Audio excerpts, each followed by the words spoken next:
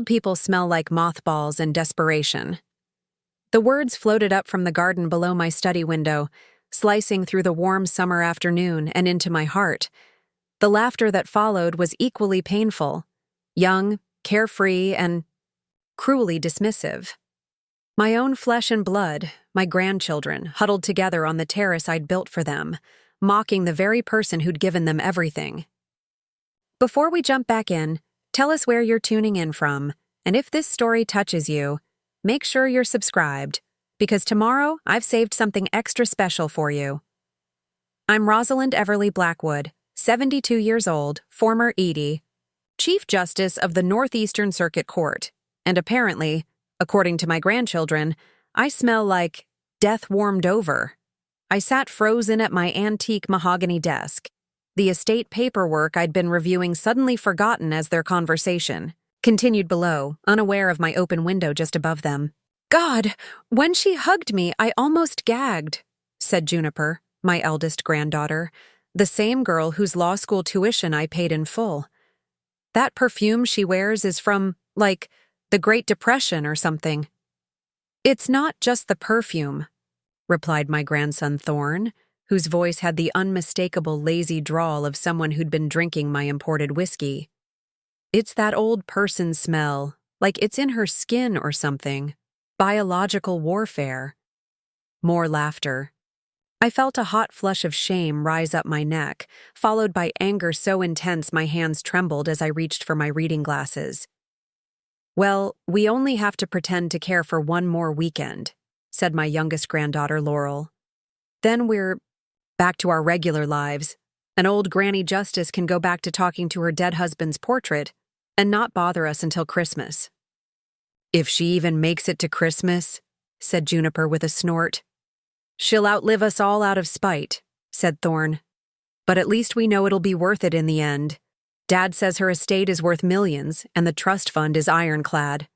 I pressed a handkerchief to my mouth, not trusting myself to breathe normally. 35 years on the bench had taught me to maintain composure in the face of the most disturbing testimonies, but nothing had prepared me for hearing my grandchildren reveal their true feelings about me. My journey to wealth was neither quick nor easy.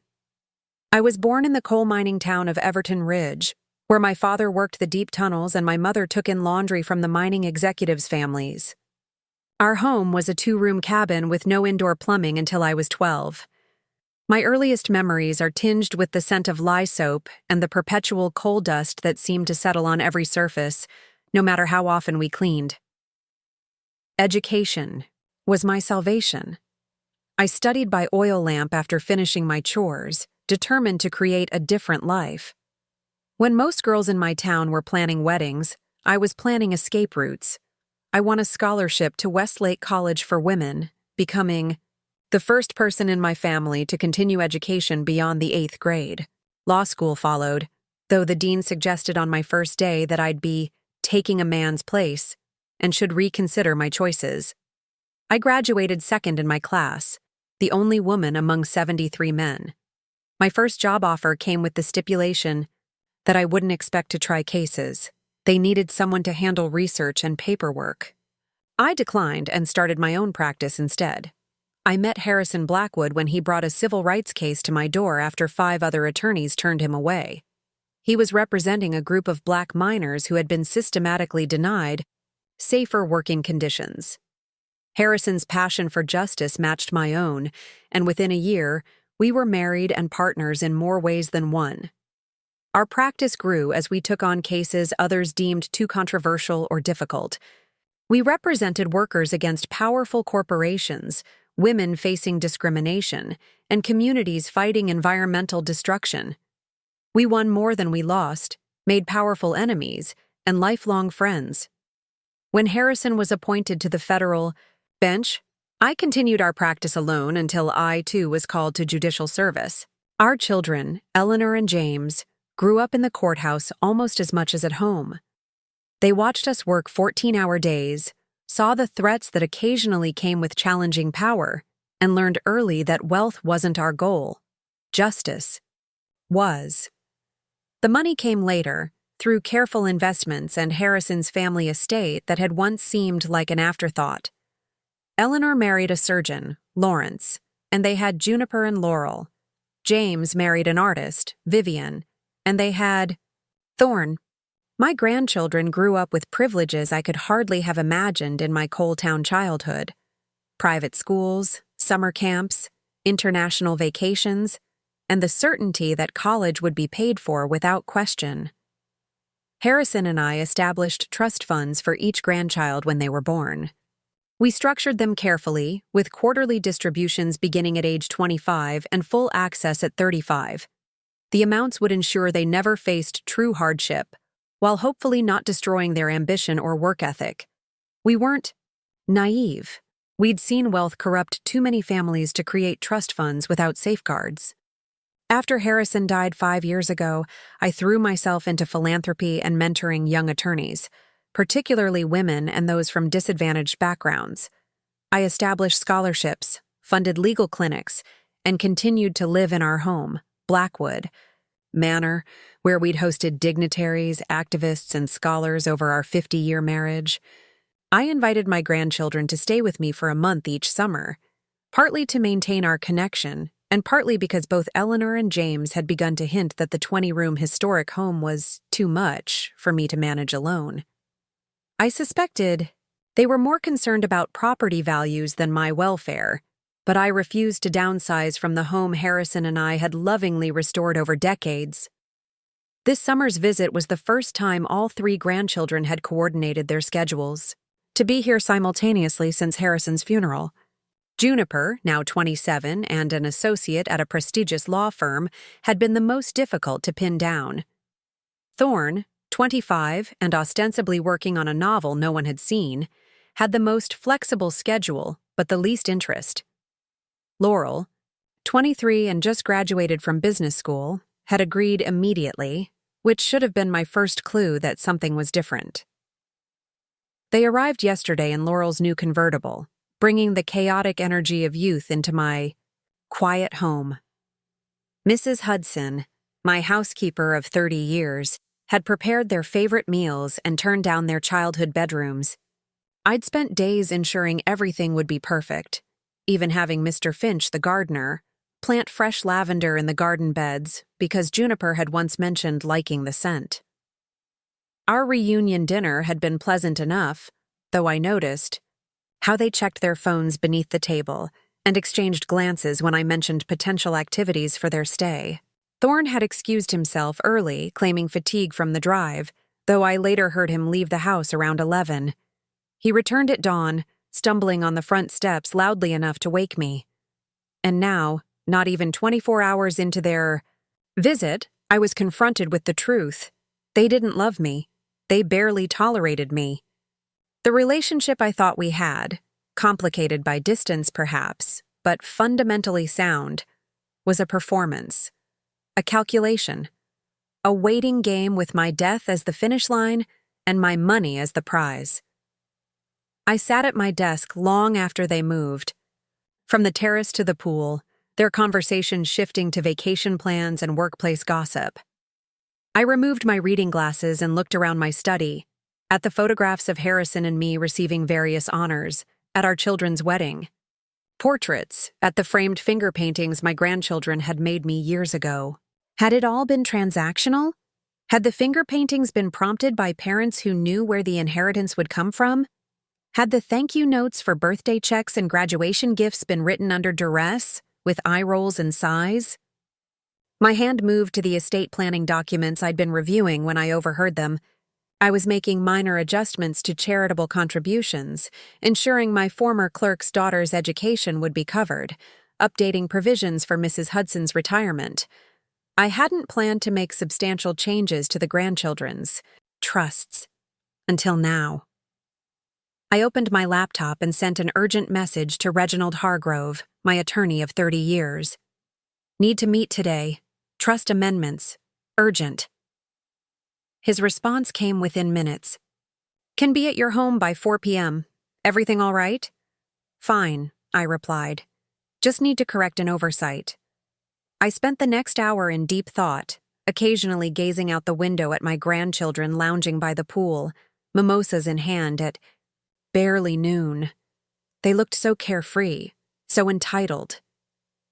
I tried to remember myself at their age, already 10 years into my legal career, working 60-hour weeks while pregnant with Eleanor, collapsing into bed beside Harrison, too exhausted to even discuss the day's events. Had we done them a disservice, sheltering them from struggle?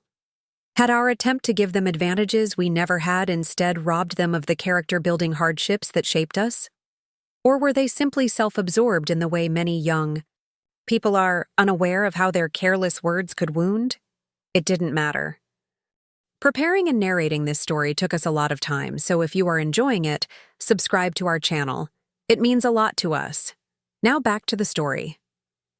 The trust funds had always contained morality clauses, provisions that could reduce distributions for criminal behavior or addiction issues, but there was nothing in them about basic human decency or respect.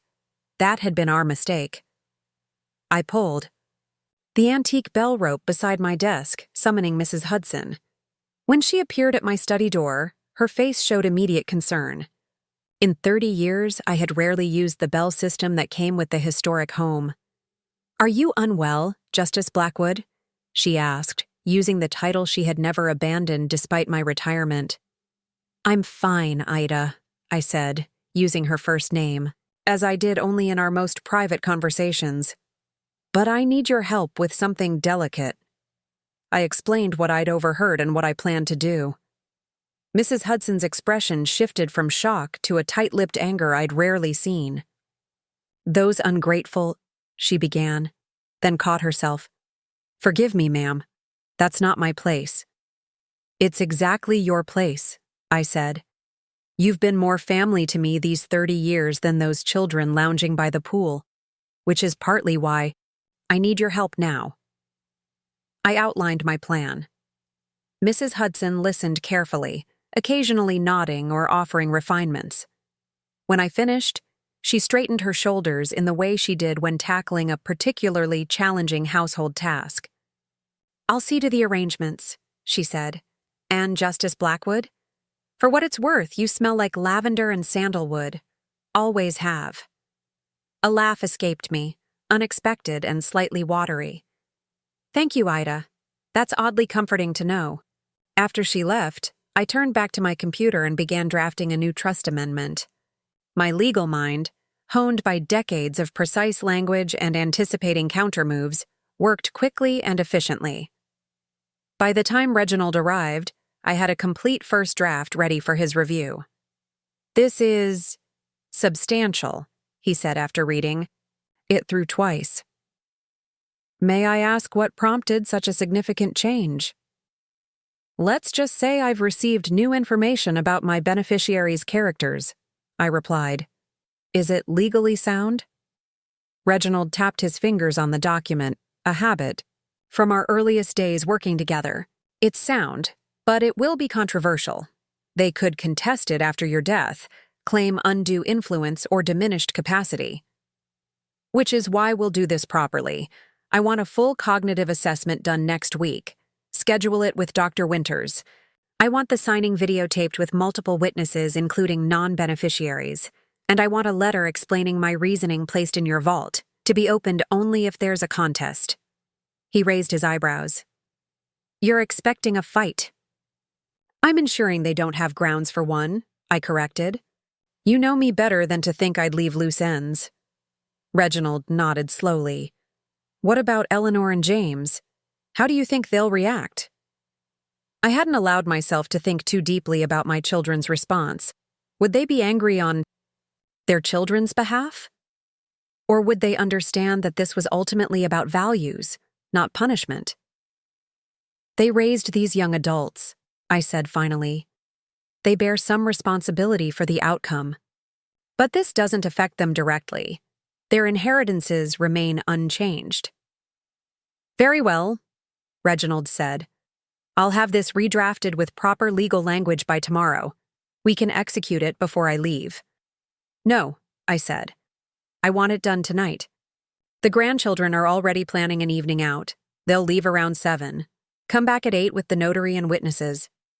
He looked as if he might object, but then nodded. "As you wish. 8 o'clock." After he left, I rejoined. My grandchildren by the pool, bringing a tray of fresh lemonade and cookies that Mrs. Hudson had prepared. They scrambled to hide their phones as I approached, plastering on smiles that now seemed so obviously forced. I wondered how I hadn't noticed before. "Thought you might like a snack," I said, setting down the tray. "Thanks, Granny," said Laurel, reaching for a cookie. "We were just talking about dinner plans. There's a new restaurant in town we wanted to try. That Italian place on Riverside?" "Bellini's," I supplied. "Yes, it's quite good. Harrison and I went there for our anniversary last year." I didn't mention that the owner, Mr. Bellini, was a former client who still sent me a Christmas card every year and had named a pasta dish after me. "You've been there?" Thorne seemed genuinely surprised that I might do something as current as visiting a new restaurant. "I do occasionally leave the manor," I said dryly. "Even us ancients need feeding." Juniper had the grace to look slightly uncomfortable at my choice of words. "We didn't mean to exclude you, Granny. We just thought it might be too lively for your taste." "Considerate of you," I said, not bothering to hide my sarcasm. "But please, don't alter your plans on my account. Mrs. Hudson is making her famous pot roast for me tonight." "We'll be back by 11, Laurel promised, as if this were reassurance rather than an indication of how brief their dinner would be. "Take your time," I said. "At my age, I'm asleep by 9 anyway." This was a lie. I often worked on legal briefs for my pro bono cases until well past midnight, but they nodded knowingly, clearly relieved. I excused myself and returned to the house, stopping briefly in Harrison's study where his portrait hung above the fireplace. We'd commissioned it for his retirement from the bench, and the artist had captured his essence perfectly, the keen intelligence in his eyes, the slight quirk of his mouth that suggested he was privy to a joke others might miss. "You always said I was too soft on them," I murmured to the painting. "You wouldn't be surprised by any of this." The day passed slowly as I waited for evening. I reviewed case files for a women's legal clinic I advised, made several calls to former colleagues, and joined Mrs. Hudson in the kitchen to discuss menu plans for the rest of the grandchildren's stay, now potentially shorter than originally scheduled. At 6:30, I heard the grandchildren's preparations for their night out, showers running, music playing, occasional bursts of laughter that now sounded hollow to my ears. They appeared downstairs at 7, dressed for an evening much more substantial than a casual dinner at Bellini's. Juniper wore a cocktail dress I recognized as costing more than my first month's salary as an attorney. Thorne sported a blazer with designer logos subtly emblazoned on the buttons. Laurel's jewelry alone could have funded a semester at the state university. "Don't wait up," Juniper called as they headed out the door. "Wouldn't dream of it," I replied, smiling and waving from the foyer. The moment their car disappeared down the long driveway, the house sprang into action. Mrs. Hudson had arranged for the dining room to be set up for the signing, with proper lighting for video recording. At precisely 8, Reginald arrived with his assistant, a notary public, and 2 paralegals to serve as witnesses. By 8:30, I had signed the new trust amendments. The video documentation was complete, and the witnesses had departed. Reginald lingered, clearly still concerned. "Rosalind, are you certain about this? It's not too late to reconsider." I walked him to the door, feeling lighter than I had all day. "I've never been more certain of anything in my judicial career. This isn't about revenge, Reginald. It's about legacy." "The money is quite significant," he reminded me. "The change in terms will come as a considerable shock." "Money has never been the most valuable thing I had to give them," I said. "Perhaps this will help them understand that." After he left, I changed into my nightgown and robe, not because I was ready for bed, but because I wanted to be comfortable for what came next. I took a small vial from my vanity drawer, the custom perfume Harrison had commissioned for our 40th anniversary from a perfumer in Grass. Notes of lavender, sandalwood, and bergamot, created to complement my natural scent. I dabbed it behind my ears and on my wrists, then settled into the wingback chair in my bedroom with a leather-bound volume of poetry Harrison and I had often read to each other. I heard the grandchildren return just after midnight, their voices carrying up the grand staircase as they tried and failed to be quiet. I waited until the house had been silent for half an hour before putting my plan into motion. First, I called Eleanor in London, where it would be early morning. I rarely called my daughter directly, usually scheduling our conversations in advance via email, so I wasn't surprised when her voice was immediately alert with concern. "Mom, is everything all right?" "Everything's fine, dear," I said. "I just wanted to let you know I've made some changes to the trust funds for the children." A pause. "What kind of changes?" "Significant ones," I replied. "They'll need to meet certain conditions to receive the full amounts now." Another, longer pause. "Mom, it's 5 a.m. here. Can we discuss this later?" "Of course," I said pleasantly. "I've already emailed the documents to you. Review them when you have time. I just didn't want you to be blindsided when Reginald contacts you officially tomorrow." "Does this have something to do with the grandkids' visit?" Eleanor asked, her voice sharpening. "Has something happened?" "Nothing dramatic," I assured her. "Just a clarification of values. We can talk more later." "Go back to sleep, dear." I made a similar call to James in Vancouver, where it would be evening. His reaction was more immediate. "What did they do?" he asked directly. "It's not what they did," I said. "It's who they are. Or rather, who they've come." James sighed heavily. "Mom, they're young. Whatever they've done or said reflects the values they've developed as adults," I finished for him. "This isn't punitive, James.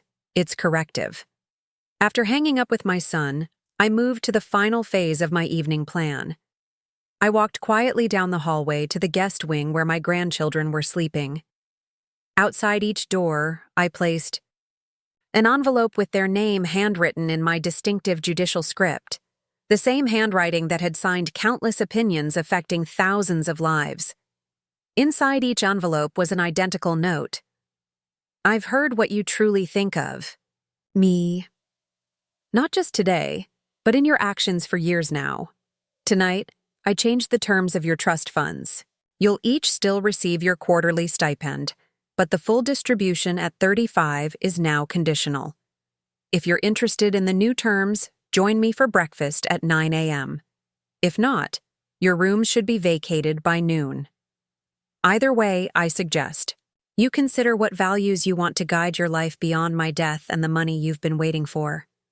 With disappointment, but enduring hope, Grandmother."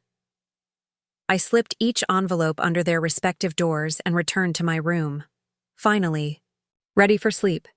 Whatever happened in the morning, I had reclaimed something essential: my dignity, my authority, and most importantly, my legacy. I barely slept that night. The grandfather clock in the hallway chimed every hour, each resonant gong reminding me of the confrontation that awaited with the morning light. At 5, I gave up on sleep entirely and moved to my private sitting room, where I watched dawn break over the sprawling gardens of Blackwood Manor. The eastern sky turned from indigo to lavender to a brilliant gold, nature's reminder that renewal follows even the darkest night. By 7, I had showered, dressed in a tailored navy suit, my judicial armor, as Harrison used to call it, and instructed Mrs. Hudson on breakfast arrangements. I chose my attire deliberately, not the comfortable slacks and cashmere sweater my grandchildren were accustomed to seeing me in, but the formal wear that had commanded respect in courtrooms for decades. Today was, after all, a type of hearing. Evidence had been presented, judgment rendered, and now came sentencing, or perhaps an opportunity for rehabilitation. "The usual for breakfast, Justice Blackwood?" Mrs. Hudson asked when I entered the kitchen. No, I said. Something more substantial today. The works, eggs, bacon, those scones they've always loved, fresh fruit, good coffee. Make it look like a celebration. Mrs. Hudson raised an eyebrow but nodded. A last meal, is it? I smiled thinly. Let's call it a transitional one. At precisely 8:55, I took my seat at the head of the breakfast table in the morning room, a bright space with floor-to-ceiling windows overlooking the rose garden. I placed 3 identical folders at each place setting where my grandchildren would sit, each containing a copy of the trust amendments, along with financial projections showing exactly what they stood to lose if they failed to meet the new conditions. The first to appear was Laurel, always the early riser. She entered cautiously, my envelope held between 2 fingers as if it might bite. Her eyes were puffy from crying or lack of sleep, her usually meticulous appearance slightly disheveled. "Good morning, Laurel," I said calmly, gesturing to her usual seat. "Coffee?" She sat without answering, placing the envelope on the table between us like a gauntlet. "What is this, grandmother?" "Exactly what it says," I replied, pouring her coffee without asking how she took it. Black, 1 sugar, unchanged since she was 16. A notification that the terms of your trust have been modified. "You can't just—" "I most certainly can," I interrupted, my tone leaving no room for argument. "The trust documents have always given me that authority. You simply never imagined I would exercise it." Thorne arrived next, shuffling in with the hangdog expression of someone experiencing both emotional shock and a hangover. His envelope was crumpled, shoved carelessly into the pocket of his wrinkled linen pants. "What the hell, Granny?" said, dropping heavily into his chair. "Language, Thorne," I said automatically. "And good morning to you, too." Juniper was last, entering with the confident stride of someone prepared for battle. Unlike her siblings, she had taken the time to compose herself fully. Hair perfectly arranged, makeup flawless, in a crisp white blouse and dark slacks that mimicked my own formal attire. Of the 3, she had always been most like me. Strategic, controlled, formidable. She carried her envelope unopened. "This is about yesterday, isn't it?" she said without preamble, remaining standing while her siblings sat in awkward silence. "In part," I acknowledged. "Please sit down. Mrs. Hudson has prepared a lovely breakfast." "I'm not hungry," Juniper said, though she did take her seat. Placing the envelope precisely in front of her, parallel to the edge of the table. "I'd prefer to address whatever this is directly." As if on cue, Mrs. Hudson entered with a tray laden with breakfast foods, the rich aroma of bacon and freshly baked scones filling the room. Despite their protestations, both Thorne and Laurel immediately helped themselves. Juniper did not. "I overheard your conversation on the terrace yesterday," I said once Mrs. Hudson had left, seeing no reason to delay the inevitable. "Every word of it." Color drained from Laurel's face. Thorne froze mid-bite. Juniper's expression remained impassive, though a muscle twitched in her jaw. "You were eavesdropping on us?" Juniper asked, attempting to seize the moral high ground. "I was sitting at my desk by an open window," I corrected. "But yes, I heard you discuss my old person smell, your reluctance to hug me, and your anticipation of my death and the subsequent financial windfall. Among other things." Laurel's eyes filled with tears. "Grandmother, we didn't mean—" "Don't." I cut her off, not unkindly but firmly. "Don't diminish yourself with lies on top of cruelty. You meant every word, and that is your right. You're entitled to your opinions and your feelings, however hurtful they may be. What you're not entitled to is my money." "So you're disinheriting us?" Thorne asked, his voice rising in panic. "Because of some stupid jokes?" "No," I said. "I'm not disinheriting you. I'm modifying the terms under which you receive your inheritance. Open your folders, please." They did so with varying degrees of reluctance. Inside, each found identical documents: the legal amendment to their trust funds, followed by a more reader-friendly summary of the changes. And finally, the financial projections showing potential outcomes based on their choices going forward. As you can see, I continued as they scanned the papers, the quarterly stipends will continue unchanged. You'll still receive enough to supplement a reasonable lifestyle, approximately $12,000 per quarter. What has changed are the conditions for receiving the full distribution at age 35. Community service? Juniper said incredulously, looking up from the document. 5,000 hours of it?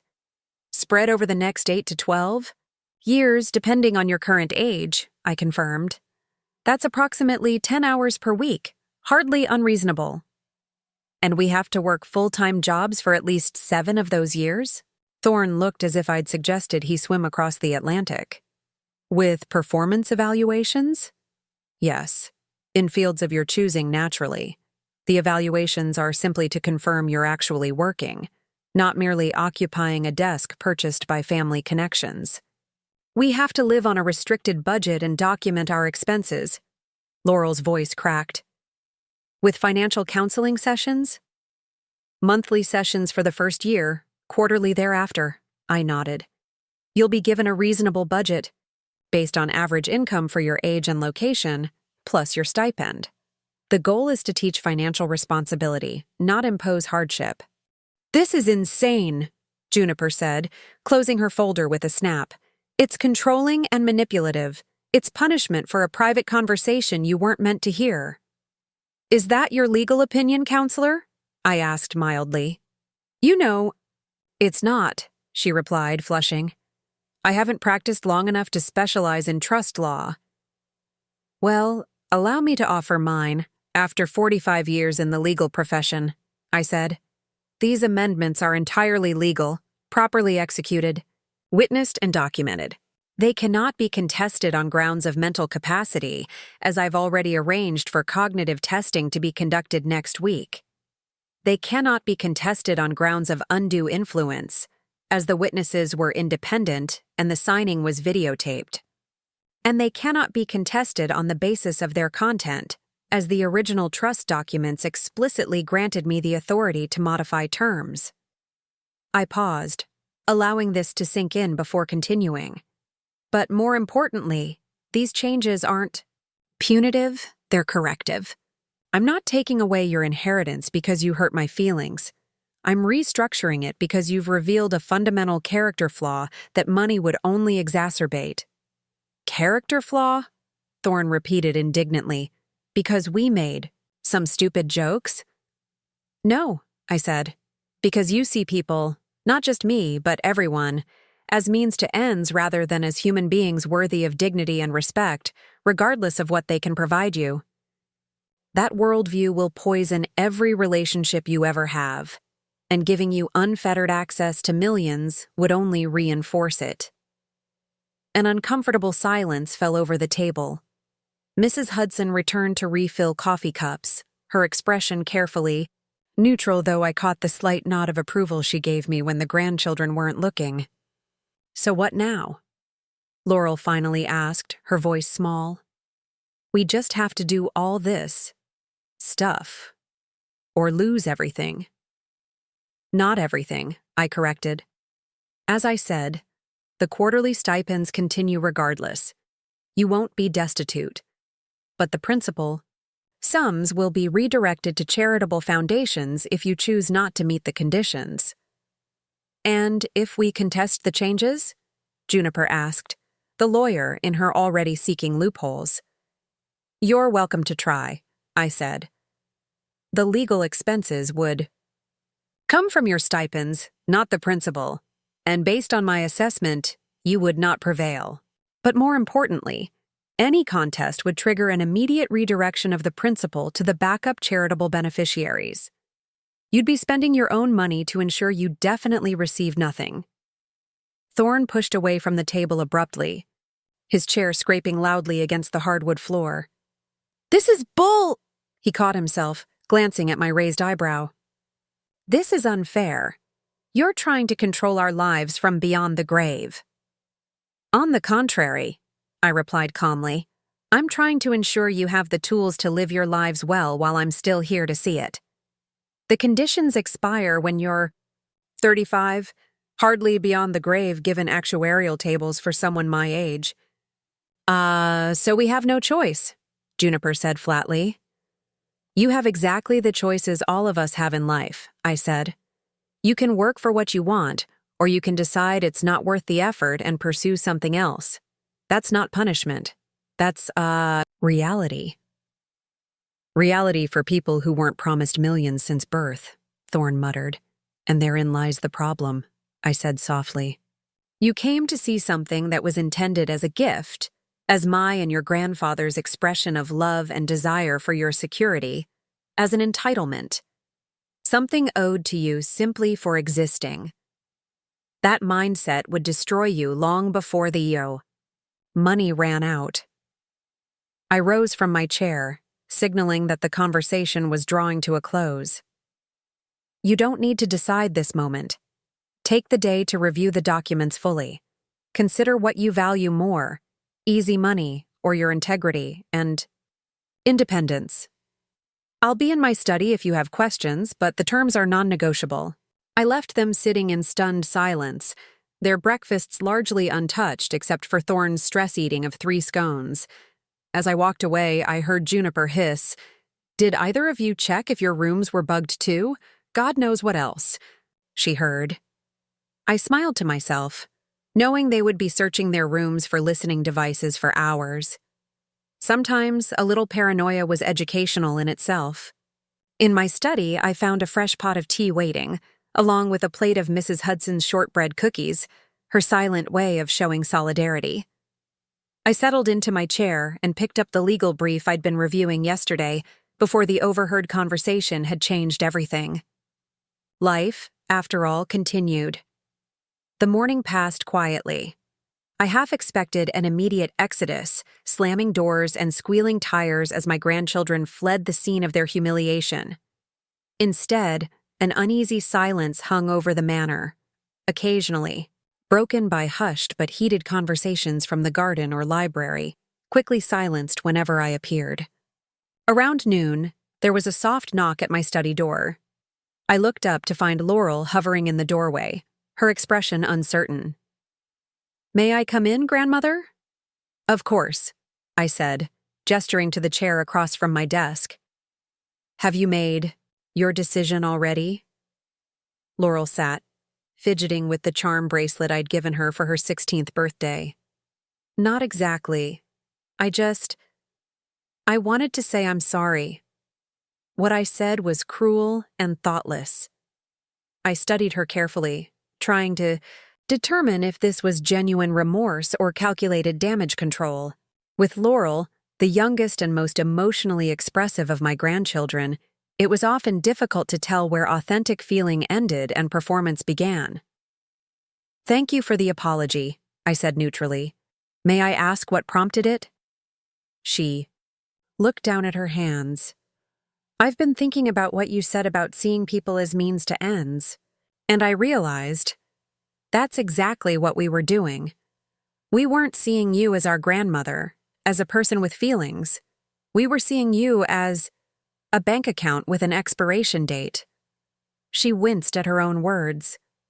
"That sounds horrible when I say it out loud." "It is horrible," I agreed. "But recognizing it is the first step toward changing it."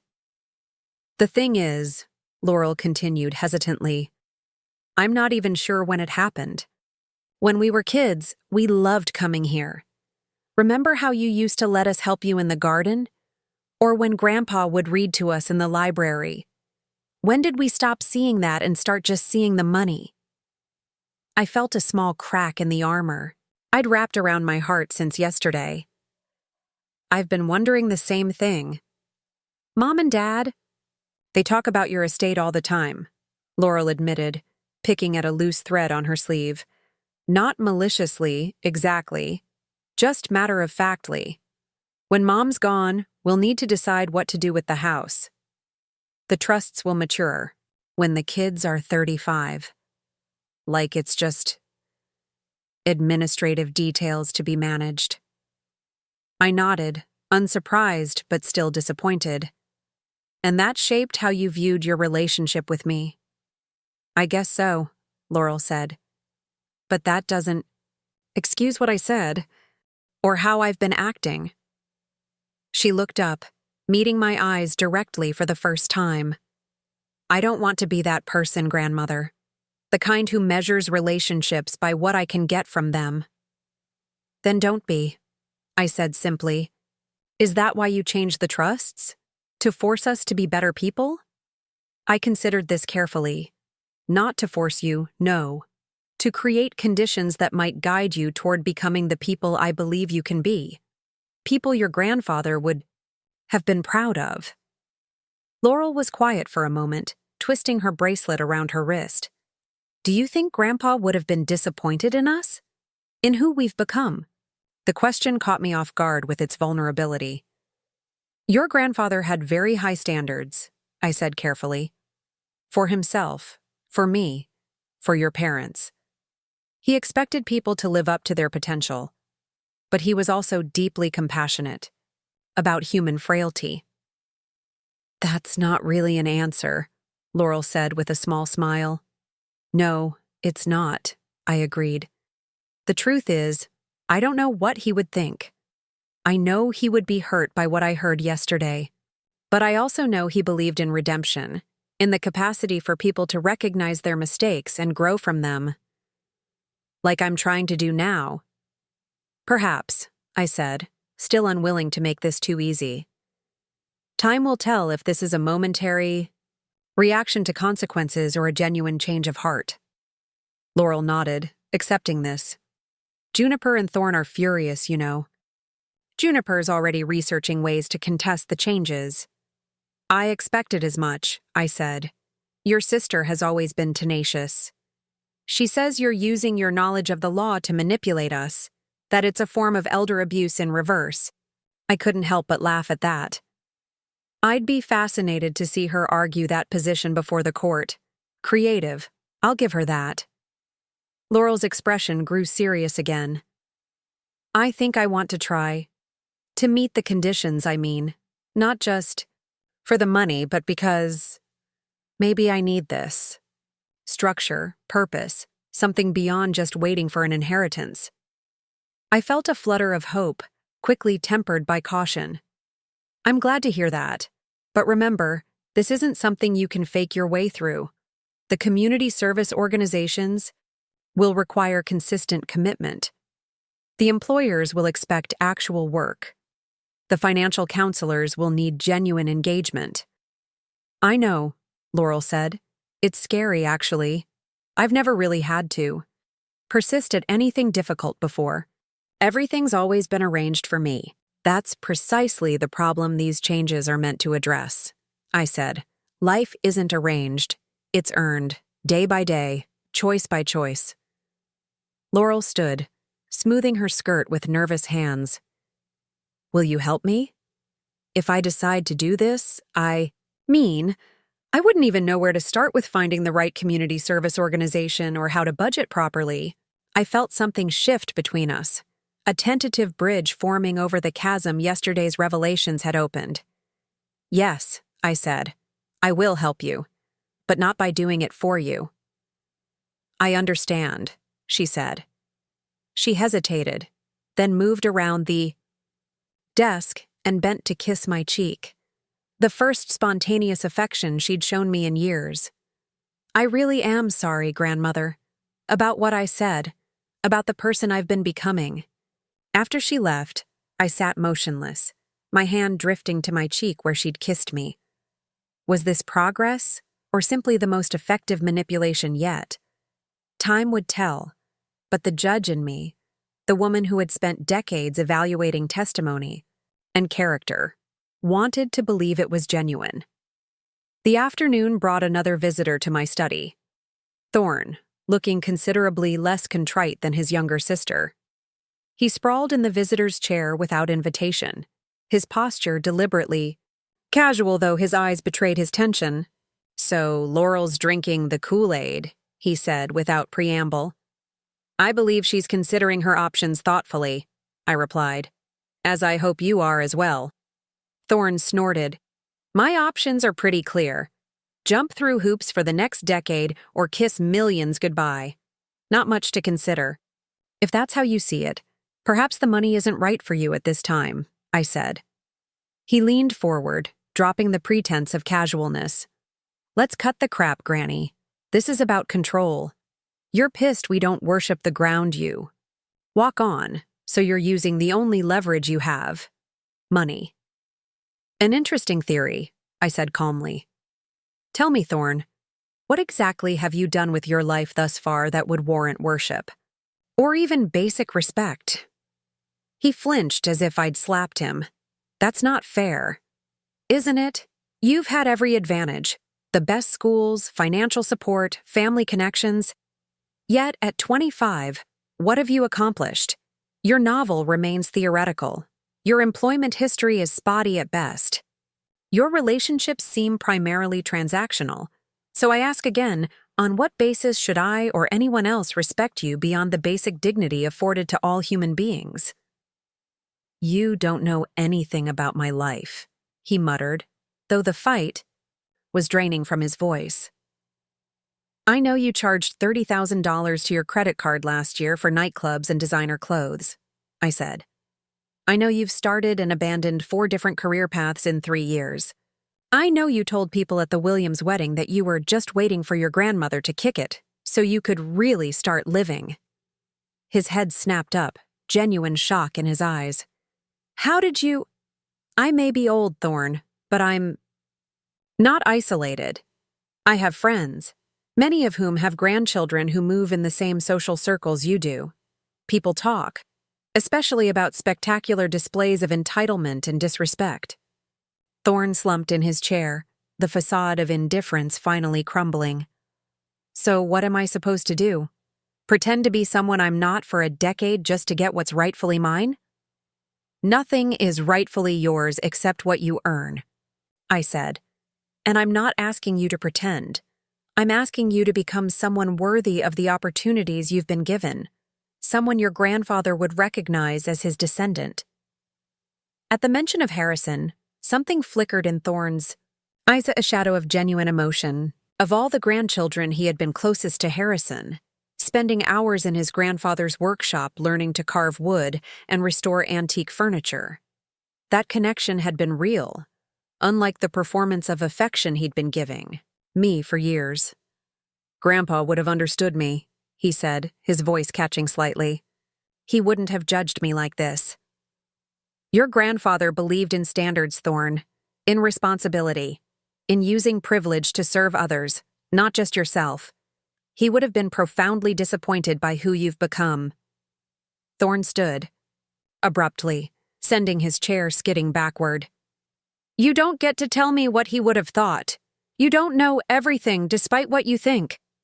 I knew him better than anyone on this earth, I said, keeping my voice level despite the surge of anger I felt. We were married for 50 years. If anyone can speak to what Harrison valued, it's me. Whatever, Thorne said, reverting to adolescent dismissal in the face of uncomfortable truth. I'm not playing this game. Keep your money. I'll figure something out. As he stalked toward the door, I called after him. He kept every wooden boat you carved together. They're still on the shelf in his workshop. He believed in you, Thorne. Long after you stopped believing in yourself. Thorne paused in the doorway, his back to me, shoulders tight with emotion. For a moment I thought he might turn back, might let down the defensive wall he'd built between us. Instead, he continued out without another word, closing the door, firmly behind him. I sighed, feeling every one of my 72 years. 2 down, 1 to go, and Juniper would undoubtedly be the most challenging conversation of all. But Juniper didn't come. Hours passed. The afternoon sun slanted into evening shadows, and my most formidable grandchild maintained her distance. Mrs. Hudson brought me dinner on a tray, reporting that Juniper had taken her meal in her room and appeared to be packing. At precisely 7:30 the next morning, a knock came at my bedroom door with such precise, measured force that I knew instantly it was Juniper, Unlike her siblings' emotional reactions, she would have spent the night strategizing, weighing options, and preparing for this conversation as she would for a legal negotiation. "Come in," I called, already dressed and seated at my reading table with a cup of Earl Grey tea. I'd anticipated an early morning visit. Juniper entered, impeccably attired, in a sleek gray pantsuit that reminded me painfully of my own courtroom wardrobe at her age. She carried a leather portfolio under one arm, a prop for gravitas, or perhaps containing actual notes, ever the prepared litigator. "Good morning, grandmother," she said formally. "I apologize for the early hour, but I wanted to speak with you before my flight." "Flight?" I repeated, though I wasn't surprised. Of the three, Juniper would be most likely to make a decisive exit rather than linger in uncomfortable circumstances. "I've rescheduled my return to Boston for this afternoon," she confirmed, taking the seat across from me without waiting for invitation. "Under the circumstances, I believe it's best to resume my normal routine." "I see," I said, sipping my tea. "And have you reached a decision regarding the trust amendments?" Juniper placed her portfolio on the table and folded her hands atop it, a gesture so reminiscent of Harrison presenting his final arguments that it made my heart ache. "I've reviewed the documents thoroughly," she said. "While I believe there might be grounds for contestation based on conditional terms that could be interpreted as coercive control, I recognize that pursuing such a challenge would be costly, time-consuming, and ultimately futile." "A pragmatic assessment," I acknowledged. "And your conclusion?" "I reject the terms," she said flatly. "I will not be emotionally manipulated into performative community service and artificial financial restrictions to prove my worth to you." I nodded, having expected as much. "That is your right." "However," she continued, her voice cool and measured, "I wish to propose an alternative arrangement." This surprised me. "The terms aren't negotiable, Juniper." "I'm not negotiating. The terms of the trust," she clarified. "I'm proposing a separate agreement entirely." She opened her portfolio and removed several typed pages. "I've prepared this overnight. I believe it addresses your concerns while preserving my autonomy." She slid the document across the table. I picked it up, adjusting my reading glasses. The header read, "Personal Covenant between Rosalind Everly Blackwood and Juniper Eleanor Montgomery." "A covenant," I murmured. "Interesting choice of framework." "I thought it appropriate," Juniper said. "More meaningful than a contract, with moral rather than merely legal implications." I scanned the document, impressed despite myself by its comprehensiveness. Juniper had outlined a personal commitment to dedicated pro bono legal work, focusing on elder rights and dignified aging, quarterly financial reporting to me directly with complete transparency about her spending and saving habits, and enrollment in a mentorship program where she would guide first-generation law students from disadvantaged backgrounds. "You've put considerable thought into this," I acknowledged. "I have," she said, "because unlike Laurel, who will cave to your demands out of guilt, or Thorne, who will reject them out of spite, I actually understand what you're trying to accomplish with these amendments." "Do you?" I asked, genuinely curious. "You believe we've become entitled, disconnected from the value of work and service that defined your generation.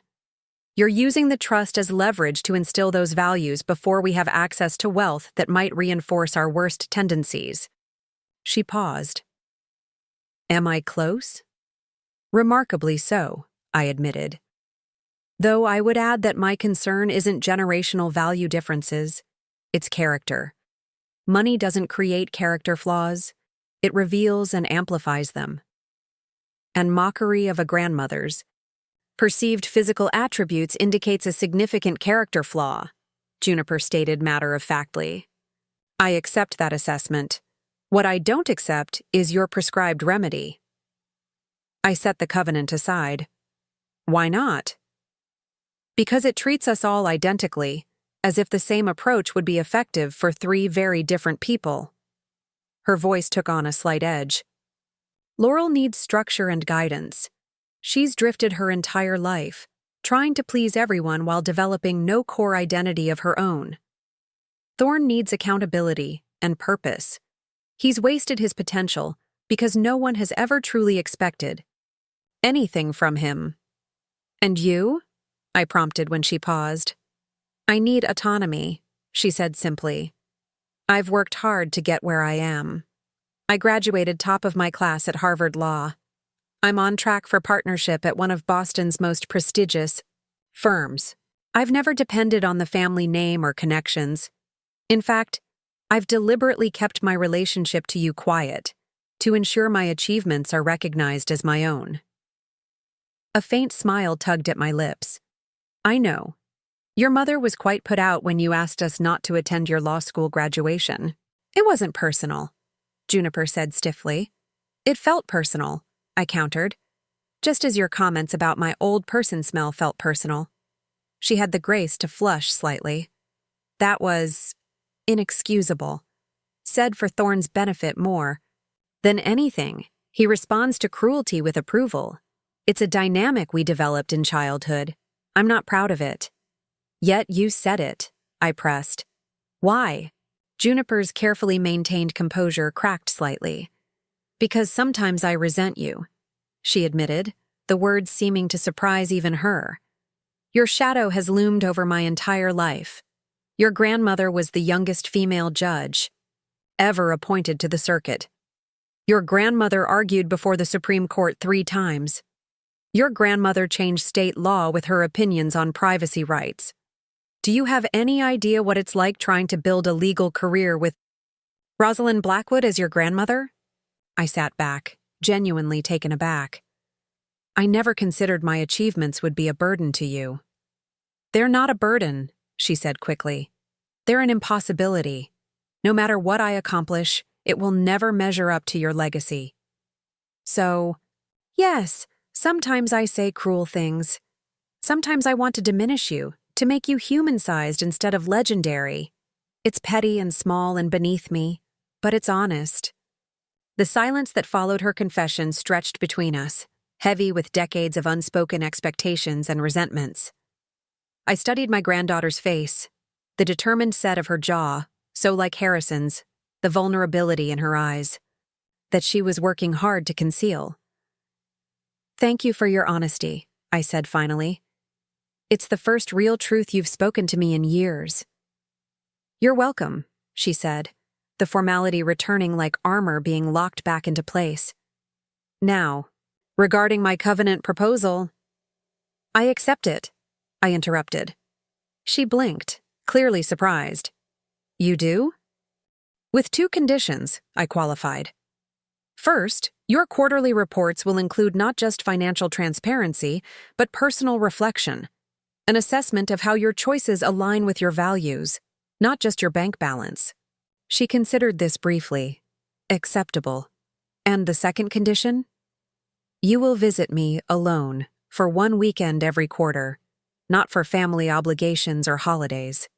Just you and me, without the performances we both put on for others. This request visibly unsettled her. To what end? To know each other, I said simply. Not as legends or disappointments, but as women. I would like to know my granddaughter, Juniper. The real one, not the perfect projection you present to the world. She was quiet for a long moment, her fingers absently straightening the already perfectly aligned papers before her. That's asking for considerable vulnerability. Yes, I agreed, from both of us.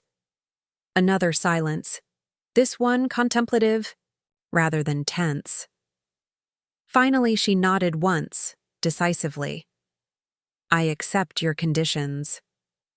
Then I accept your covenant, I said, reaching for a pen and signing the document with my full judicial signature.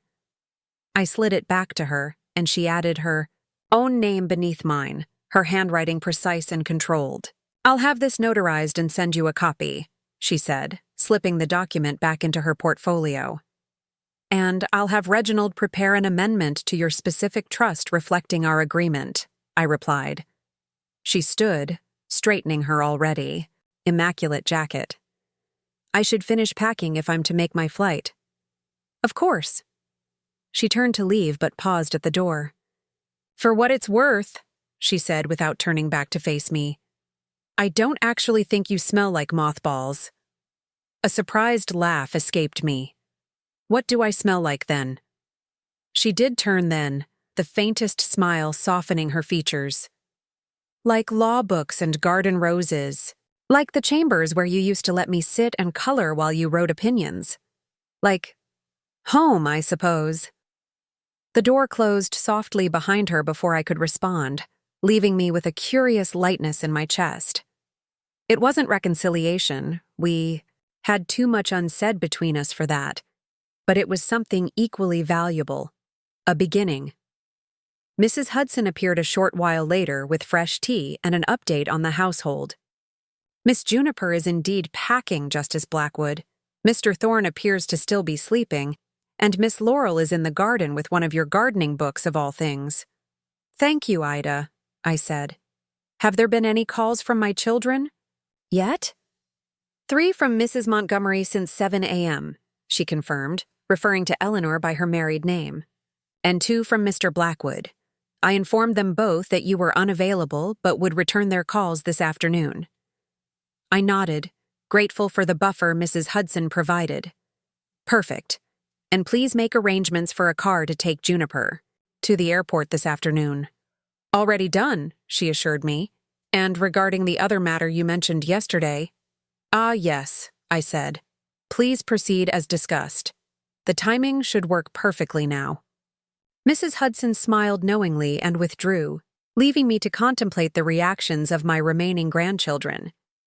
Juniper's response had surprised me, not her initial rejection of the terms, but her counter-proposal. It showed a maturity and self-awareness I'd not given her credit for. Perhaps there was hope yet. The morning passed quietly. I made several calls to colleagues about a legal clinic I was helping establish, reviewed applications for the scholarship fund Harrison and I had created for aspiring public interest attorneys, and deliberately gave my grandchildren space to process their decisions without pressure.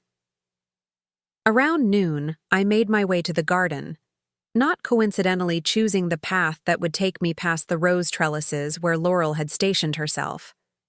She sat cross-legged on the stone bench, one of my advanced gardening manuals open on her lap, making notes in a small spiral notebook. Planning a garden of your own? I asked, pausing beside her. She looked up, shielding her eyes against the midday sun. Not exactly. I was reading about your heirloom roses, the ones from grandfather's family estate in Vermont.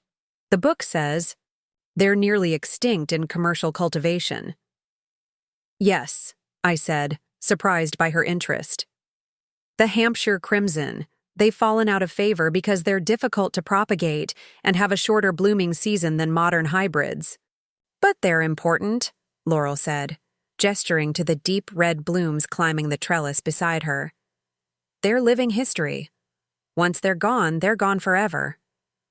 I sat beside her on the bench, intrigued by this unexpected turn in conversation. That's true of many things. I've been thinking about what you said yesterday, about seeing people as means to ends rather than as human beings with inherent dignity, she said, closing the book carefully. And it made me wonder what else I've been seeing as disposable or valuable only for what it provides me. That's quite a philosophical direction from rose cultivation, I observed. Not really, she replied. These roses don't exist to provide us anything. They're not particularly useful as cut flowers because they drop petals quickly. They're not the most fragrant or the longest blooming. They just are, and that's enough reason to preserve them. I smiled, recognizing Harrison's ecological perspective in her words. He had been the gardener in our family, teaching our children, and later our grandchildren about the interconnectedness of living things. Laurel had been too young when he died to have many memories of those lessons, yet here she was, channeling his wisdom nonetheless. Are you considering botany as a career path now? I asked, only half joking. Maybe, she said, surprising me again. I've never really considered what I'm actually interested in. I just went to business school because it seemed practical and Dad thought it was a good idea. She gestured to the garden around us. But I've always loved it here. Being surrounded by growing things, watching the seasons change the landscape. It feels real, in a way my life in the city never has. Your grandfather would be pleased to hear that, I said. He believed in finding work that nourished the soul as well as the bank account. That's what I want to figure out, Laurel said decisively. What would nourish my soul? What would make me feel like I'm contributing? Something of value, not just consuming resources and waiting for inheritance. That's a worthy pursuit, I said. And in line with the conditions of your trust, I might add. I know, she acknowledged. But I'm not doing it for the trust fund anymore. Or at least not primarily for that. I'm doing it because yesterday made me realize how empty my life has been. How shallow and pointless. I don't want to be that person anymore, Grandmother. I reached over and covered her hand with mine. Then don't be. It really is that simple, even if the execution is more challenging. I'm staying, she said suddenly. After Juniper leaves and Thorne does whatever Thorne decides to do, I want to stay for a while, if that's all right with you. Of course, I said, genuinely pleased. For how long? I'm not sure, she admitted. I terminated my lease in the city last month. It was too expensive anyway. I thought I'd stay with friends until I figured things out, but maybe this is where I need to be right now. To reconnect with who I was before I started pretending to be someone I'm not. The guest room is yours for as long as you need, I assured her. But I should warn you, I don't run a hotel. If you stay, you'll be expected to contribute to the household. She smiled, the first genuine smile I'd seen from her in years. I was hoping you'd say that. I want to learn, Grandmother. About the gardens, about managing a home like this, about the legal work you still do. I want to learn who you are beyond the grandmother who sends birthday checks and hosts holiday dinners. I felt an unexpected lump in my throat at her words. I'd like that very much, Laurel. We sat in companionable silence for a moment, the summer breeze rustling through the rose trellises around us. Despite the hurt that still lingered from yesterday's revelations, I felt a cautious optimism taking root. Perhaps this painful confrontation had been necessary, the storm that clears the air and allows new growth. Juniper's leaving this afternoon, isn't she? Laurel asked eventually. Yes, I confirmed. She's arranged her own path forward, one that suits her particular strengths and needs. And Thorne? That remains to be seen, I said. Your brother processes things in his own way. On his own timeline. He's angry, Laurel said, stating the obvious. He thinks you're punishing us for hurting your feelings. And what do you think? I asked. She considered this thoughtfully. I think you're trying to save us from ourselves, from becoming the kind of people who would mock their grandmother's smell and count the days until her death just to get their hands on her money.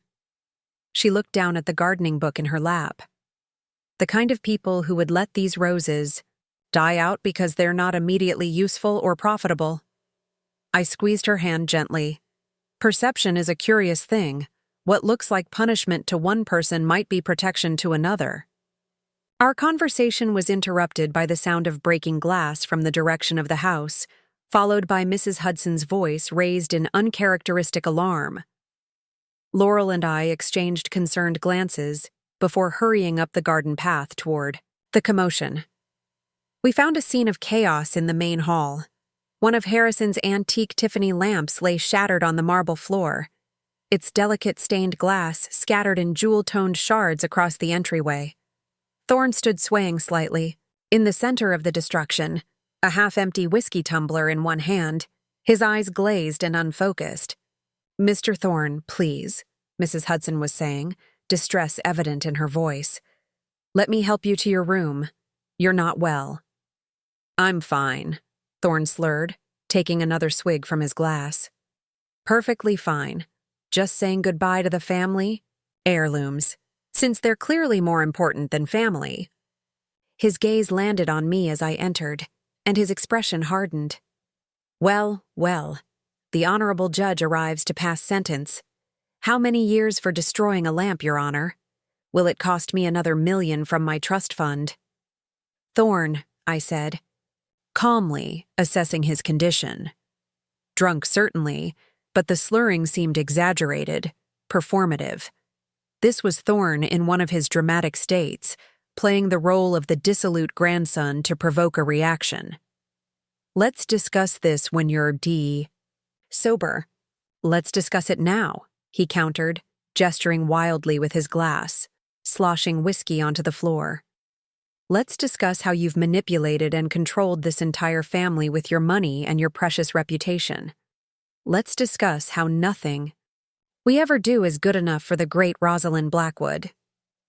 That's enough, I said firmly. Mrs. Hudson, please call a car for my grandson. He needs to leave. No need, Thorne sneered. Already packed. Just wanted to leave you with a proper goodbye present. He nudged one of the larger glass shards with his foot. Something to remember me by. Laurel stepped forward, her expression a mix of concern and disappointment. Thorne, stop it. You're making things worse. Am I? He challenged. Or am I finally saying what we've all thought for years? That living up to grandmother's standards is impossible. That no matter what we do, we'll never be good enough for her or grandfather or this family's precious legacy. That's not true, Laurel protested. Isn't it? Thorne turned to me, his eyes suddenly clear despite the alcohol. Tell me, grandmother, was there ever a moment when you were actually proud of me? When I wasn't just a disappointment compared to your perfect husband's memory? The raw pain in his question caught me off guard. Beneath the theatrics and the deliberately provocative behavior was a genuine wound, one I hadn't fully recognized until this moment. Yes, I said quietly. Many times, Thorne. When you taught yourself piano without lessons, when you defended that transgender student in high school even though it cost you your place on the lacrosse team, when you wrote that beautiful eulogy for your grandfather that had the entire church in tears. He blinked, clearly not expecting this response. You never said anything.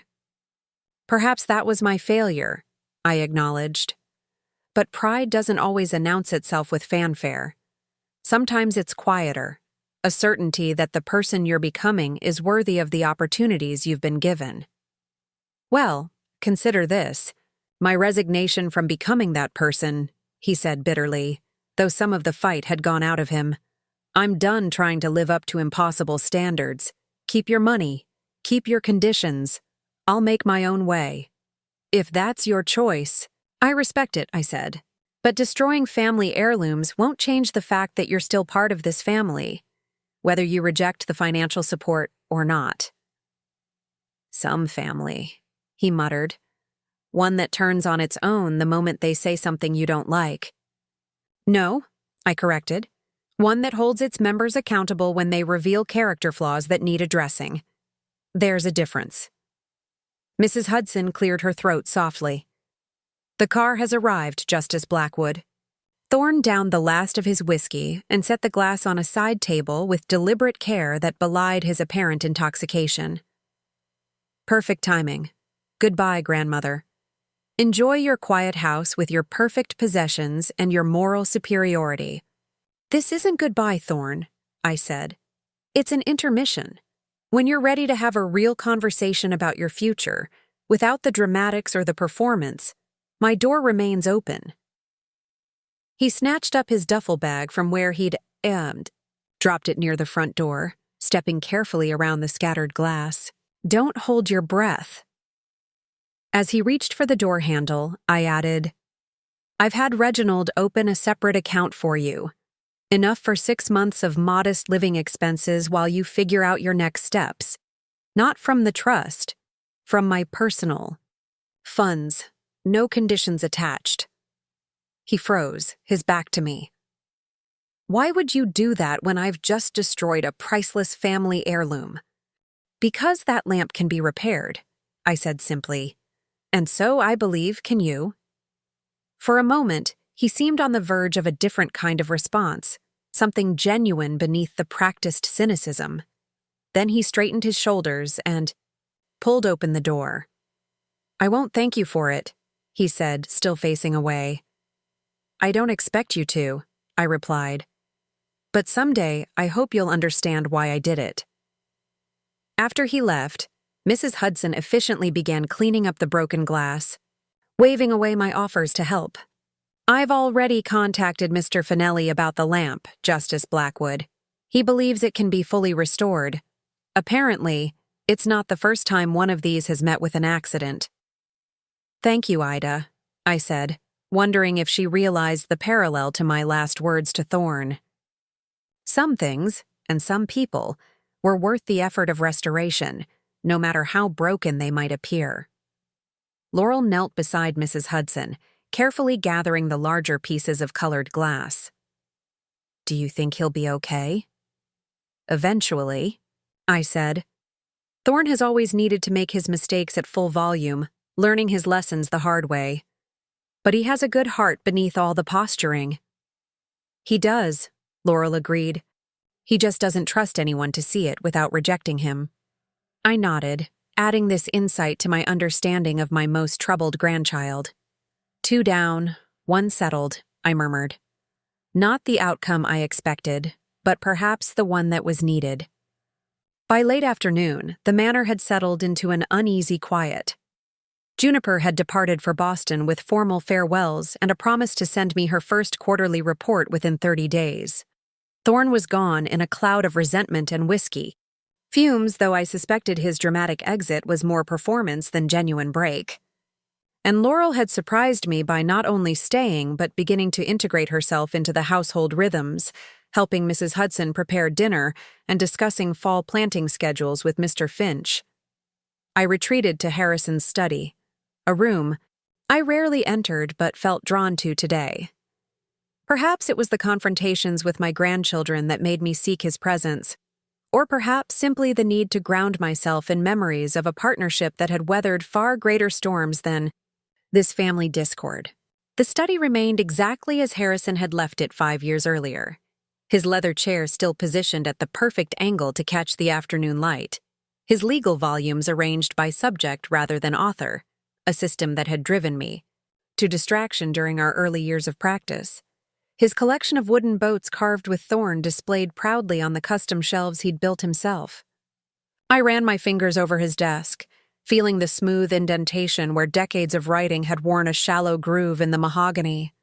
So many opinions drafted here, so many letters written, so many family discussions held around this imposing piece of furniture. On the far wall hung a large corkboard where Harrison had pinned family photographs, newspaper clippings, and children's artwork in a chaotic collage that somehow perfectly captured our family's journey. I spotted a faded Polaroid of Eleanor and James building sandcastles at Cape Cod, a program from Juniper's high school debate championship, a crayon drawing by Laurel of Grandpa and me making boats, and a surprisingly moving poem Thorne had written about autumn leaves when he was 9.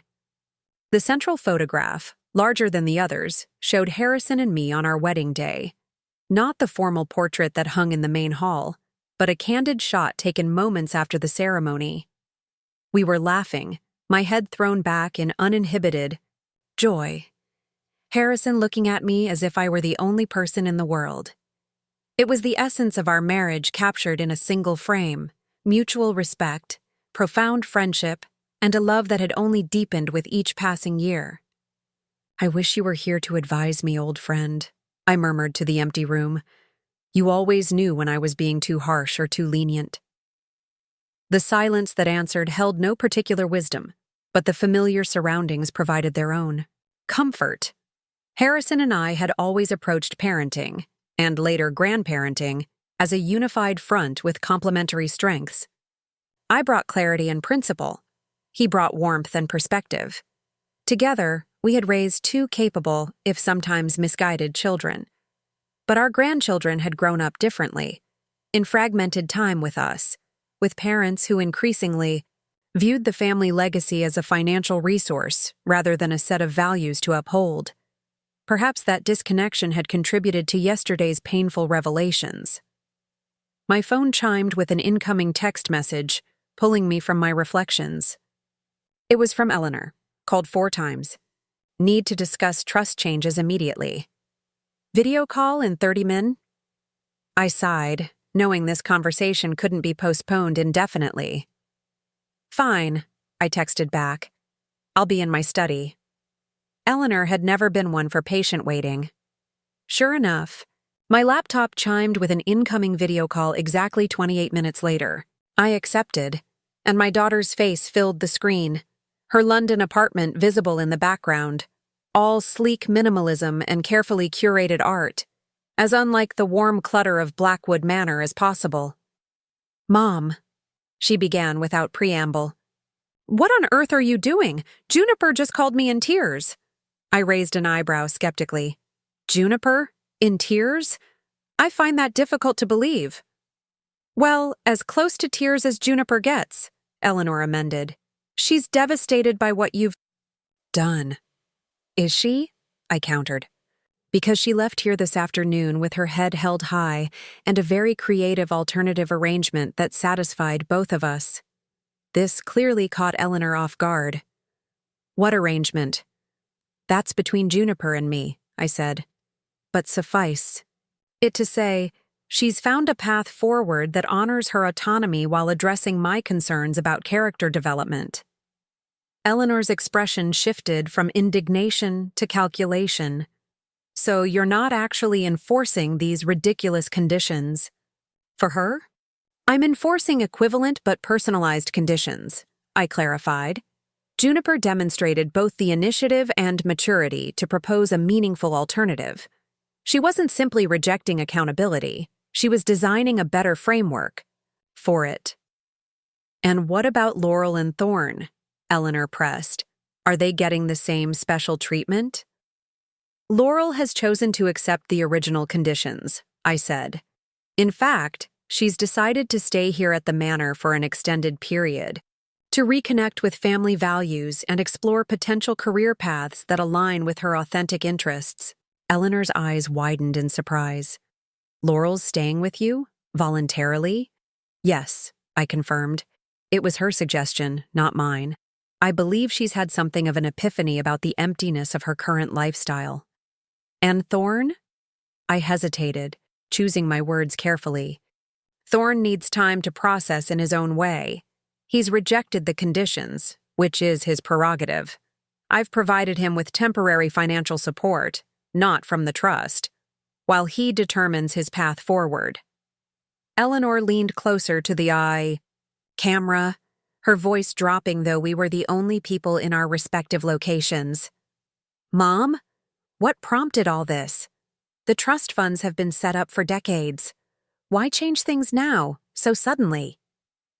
I considered deflecting, but decided honesty would serve us better. I overheard the grandchildren discussing me in less than flattering terms, specifically mocking my old person smell and speculating about how soon they might inherit my estate. Eleanor's face flushed. "Oh, God." "Indeed," I said dryly. "It was quite enlightening." "They're young," Eleanor said weakly. "They say thoughtless things." "They're adults," I corrected. "Juniper is 27, Thorne 25, Laurel 23. Old enough to know better, and certainly old enough to be held accountable for revealing such callous disregard for basic human dignity." Eleanor had the grace to look genuinely embarrassed. "I'm so sorry, Mom, truly. That behavior is inexcusable." "It's not about the hurt feelings," I said, though in truth the comments had wounded me deeply. "It's about the character revealed by such comments. The willingness to mock someone behind their back while accepting their generosity to their face. The transactional view of relationships. The profound entitlement. These are not traits I'm willing to financially enable and amplify with an 8-figure inheritance." Eleanor was quiet for a moment, absorbing this. You heard them talking about your death, she said finally. About how much they'd inherit. That must have been awful. It was clarifying, I corrected, and perhaps necessary. It forced me to consider what legacy I truly wanted to leave. Not just financial assets, but values, character, purpose. Still, Eleanor insisted, changing the trust fund so dramatically seems extreme. Couldn't you have just confronted them? Given them a chance to apologize and do better? That option remains open to them, I pointed out. The conditions aren't punishments, they're pathways to proving they can handle wealth responsibly. Community service, gainful employment, financial literacy, these aren't hardships. They're basic expectations for functioning adults. But to make millions contingent on meeting your specific standards, my standards are hardly unusual, I interrupted.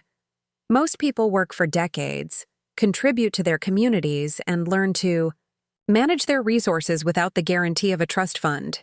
I'm simply asking your children to demonstrate that they can function in the real world before receiving wealth that could insulate them from it forever. Eleanor sighed, rubbing her temple.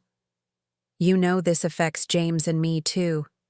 If the grandchildren contest the changes, it creates a legal mess that impacts the entire family estate. They won't contest, I said confidently. Juniper has already determined it would be futile and financially unwise. Laurel has accepted the terms, and Thorne. I shrugged. Thorne may bluster, but he's practical enough to know when he's outmatched legally. This isn't just about the money for them, Eleanor said after a pause. It's about feeling rejected by you, like they've failed to meet your standards somehow. They have failed, I said bluntly. Not by making hurtful comments. We all say things we regret. They failed by becoming adults who see other people as means to ends rather than as inherently valuable, who measure relationships by what they can extract from them, who believe they're entitled to wealth they didn't create simply by virtue of being born into this family. And whose fault is that? Eleanor challenged, a flash of anger breaking through her diplomatic facade. We raised them with certain expectations. With the understanding that their education would be covered, that they'd have financial support while establishing their careers, that eventually they'd inherit substantial trusts. You and Dad created that framework. We created a framework of privilege, yes, I acknowledged, but not one of entitlement. There's a crucial difference. Your father and I always emphasized that privilege comes with responsibility, to use advantages thoughtfully, to give back to the community, to live with integrity regardless of financial circumstances. Easy for you to say, Eleanor muttered. You and Dad came from nothing, built everything yourselves. The moral high ground was readily available. I raised an eyebrow. And you think that makes it less valid? I think it makes it less applicable, she clarified. The world is different now. Career paths are more uncertain. Housing costs are astronomical. The stability you and Dad created through decades of work seems increasingly unattainable to younger generations without family support. All true, I conceded, which is why the trusts aren't being eliminated, just tied to conditions that ensure the recipients have developed the character to handle wealth responsibly. Eleanor was quiet for a moment, her expression softening slightly. You know, Mom, you could have discussed this with James and me before implementing such sweeping changes. We are their parents. The implied criticism stung, but not because it was unfair. You're right, I admitted. I acted hastily, out of hurt and disappointment. That was my mistake. Eleanor looked genuinely surprised by my concession. Well, thank you for acknowledging that. However, I continued, the changes remain in effect. I believe they're necessary corrections to a course that was leading your children toward becoming people neither of us would be proud of. And you get to be the sole arbiter of that? Eleanor challenged. Of my own estate? Yes, I said firmly. just as you have full authority over your assets and how they'll eventually be distributed. But I'm open to hearing your perspective on specific conditions or concerns. This olive branch seemed to mollify her somewhat. I suppose the community service requirement isn't unreasonable. And financial literacy is certainly important. But the employment stipulation seems potentially restrictive. What if they want to start businesses or pursue creative careers with irregular income? The requirement is for gainful employment or entrepreneurial endeavors, I clarified. The specifics are flexible, but the principle is non-negotiable. They must contribute productively to society and support themselves substantially through their own efforts before receiving wealth that could eliminate the need to do so. I see, Eleanor said, her tone suggesting she was reassessing her position. And these conditions expire when they're 35? After that, they receive the full distributions regardless? Correct, I confirmed. By then, they will have either developed the character and skills to manage wealth responsibly or demonstrated conclusively that they haven't, in which case, the funds will go to the charitable foundations designated as alternate beneficiaries. Eleanor leaned back in her chair, studying me through the screen. You've thought this through quite thoroughly. I had excellent legal training, I reminded her with a small smile.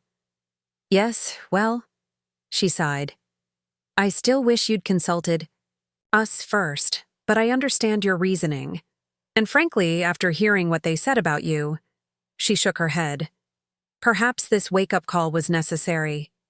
I believe it was, I said, though I take no pleasure in it. What about James? She asked. Have you spoken with him? Not yet, I admitted. He's next on my list after we finish. Good luck with that, Eleanor said with a knowing look. He's always been more protective of his children than I am, especially Thorne.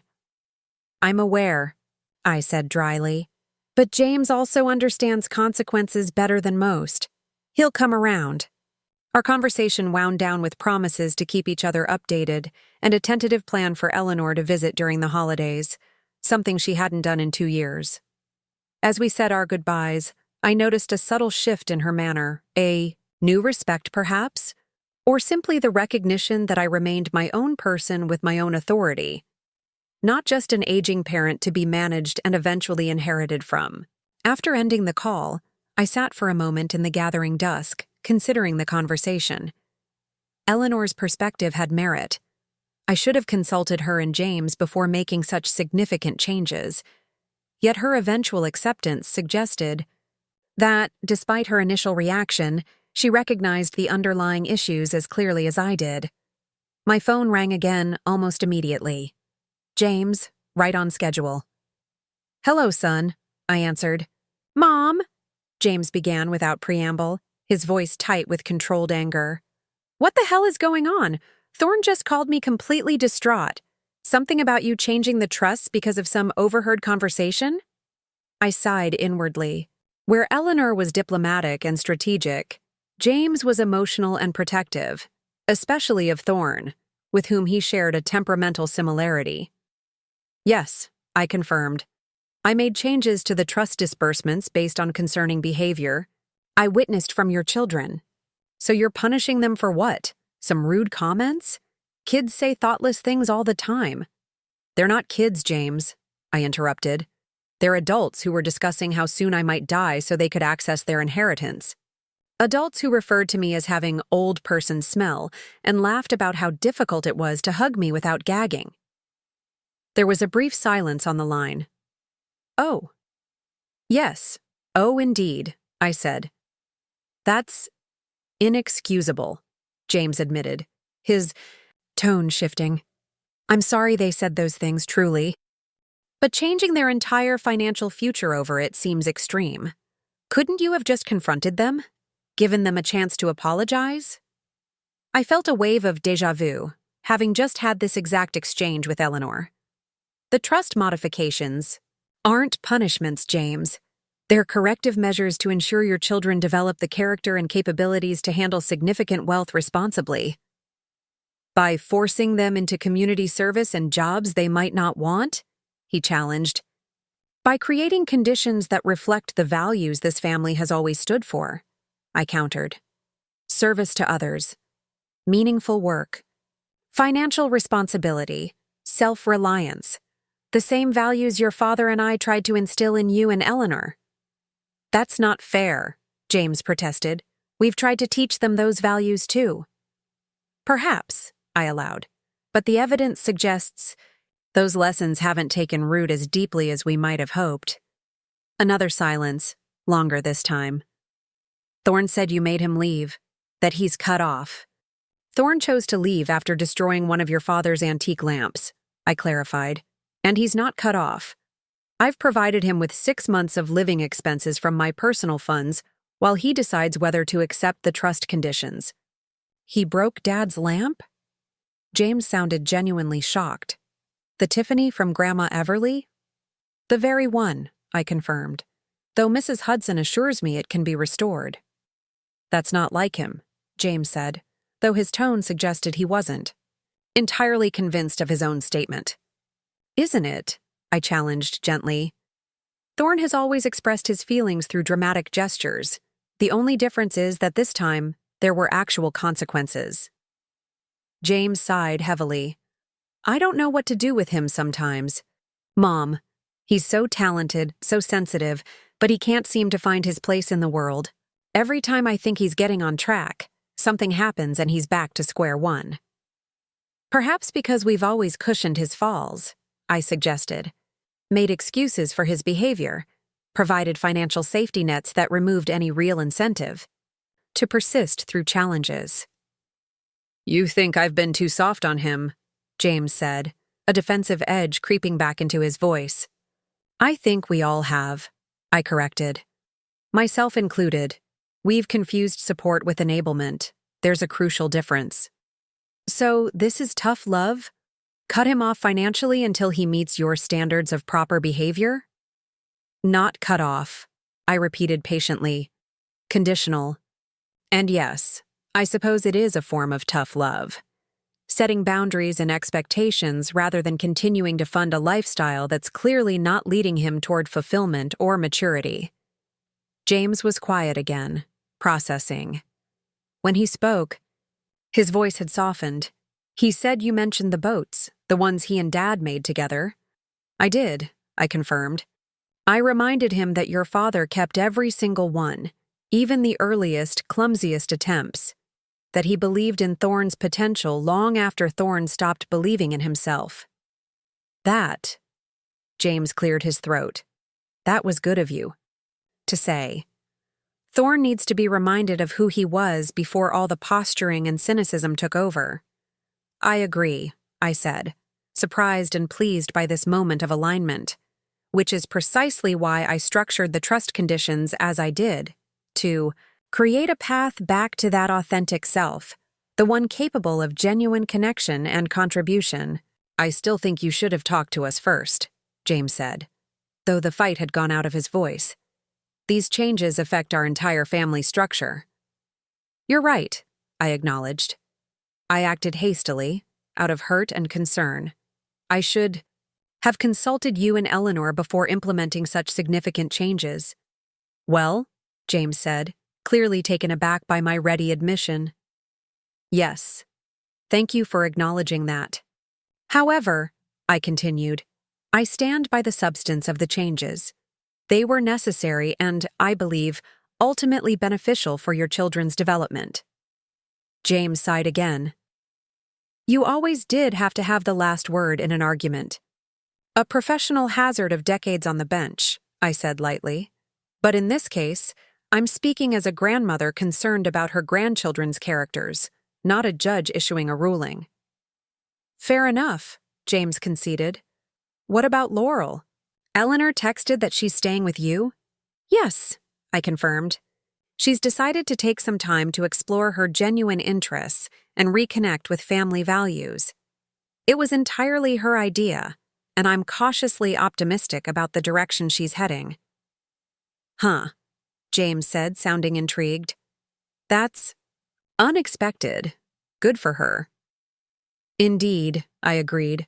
And Juniper has proposed an alternative arrangement that satisfies both her need for autonomy and my concerns about character development. Each of them is finding their own way forward, which is exactly what these changes were intended to facilitate. And Thorne? Thorne's path may take longer and involve more detours, I acknowledged. But I have faith that eventually he'll find his way back to the person your father and I always believed he could become. I hope you're right, James said, his voice tinged with the worry that had characterized much of his relationship with his son. I really do. In the meantime, I suggested, perhaps you could reach out to him, not to fix things or smooth them over, but simply to listen, to let him know that your love isn't contingent on his financial status or his relationship with me. I will, James promised, though he may not be receptive right now. Probably not, I agreed, but the offer itself matters. We talked a while longer about practicalities, the specific trust conditions, the timeline for implementation, the metrics for evaluating compliance. By the end of the conversation, James had moved from angry opposition to reluctant acceptance, even acknowledging that the changes might ultimately benefit his children in ways that simple inheritance could not. As we said our goodbyes, he added, "For what it's worth, Mom, I'm sorry they hurt you. That's not how we raised them to treat family. Especially not you and Dad after everything you've done for all of us." "Thank you, James," I said, touched by his sincere concern. But as I keep saying, this isn't about hurt feelings. It's about ensuring that your father's and my legacy isn't just financial, but moral and ethical as well. Still, he insisted, they should have shown more respect, more gratitude. Perhaps, I allowed. But genuine respect and gratitude can't be demanded. They must be earned and freely given. If these changes help your children develop the capacity for authentic appreciation rather than performative gratitude, then they will have served their purpose. After hanging up, I sat in Harrison's study as darkness fell completely, the room now lit only by the small desk lamp that cast a warm circle of light around me. 2 difficult conversations navigated, with better outcomes than I might have anticipated. Both Eleanor and James had moved from defensive opposition to thoughtful consideration. Not full-throated support, perhaps, but understanding of the underlying principles motivating my actions. A soft knock at the door interrupted my reflections. "Come in," I called, expecting Mrs. Hudson with an update on dinner arrangements. Instead, Laurel appeared, hesitant but determined. "I hope I'm not interrupting, Grandmother." "Not at all," I assured her. "Just finishing some calls with your parents." "Oh," she said, looking suddenly apprehensive. "Are they very angry about the trust changes?" "They were concerned," I acknowledged, "but ultimately supportive of the underlying principles, and pleasantly surprised by your decision to stay here for a while." She nodded, relaxing slightly. "That's good. I was worried they might try to pressure you into reversing everything." "They know better than to attempt that," I said with a small smile. "Even if they disagreed completely, the decision is mine to make." "Because it's your money," Laurel said, echoing my earlier point to James.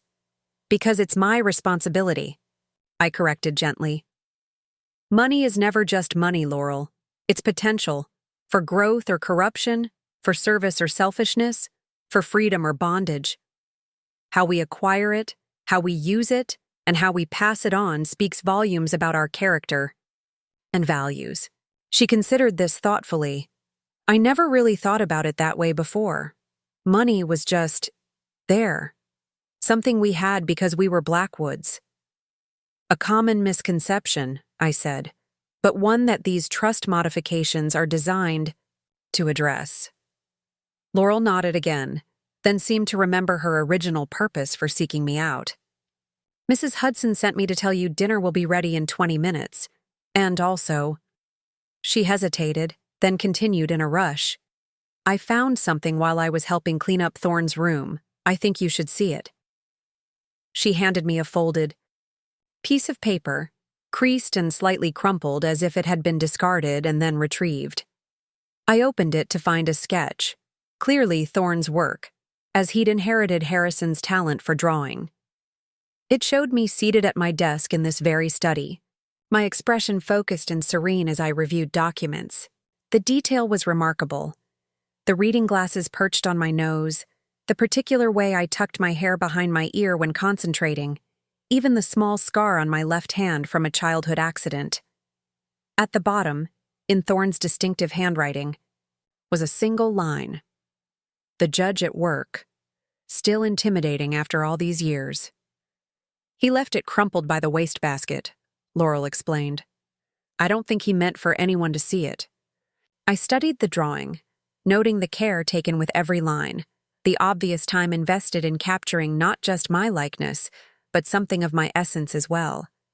It was not the work of someone who saw me merely as a path to inheritance, but of someone who had observed me closely with both respect and affection.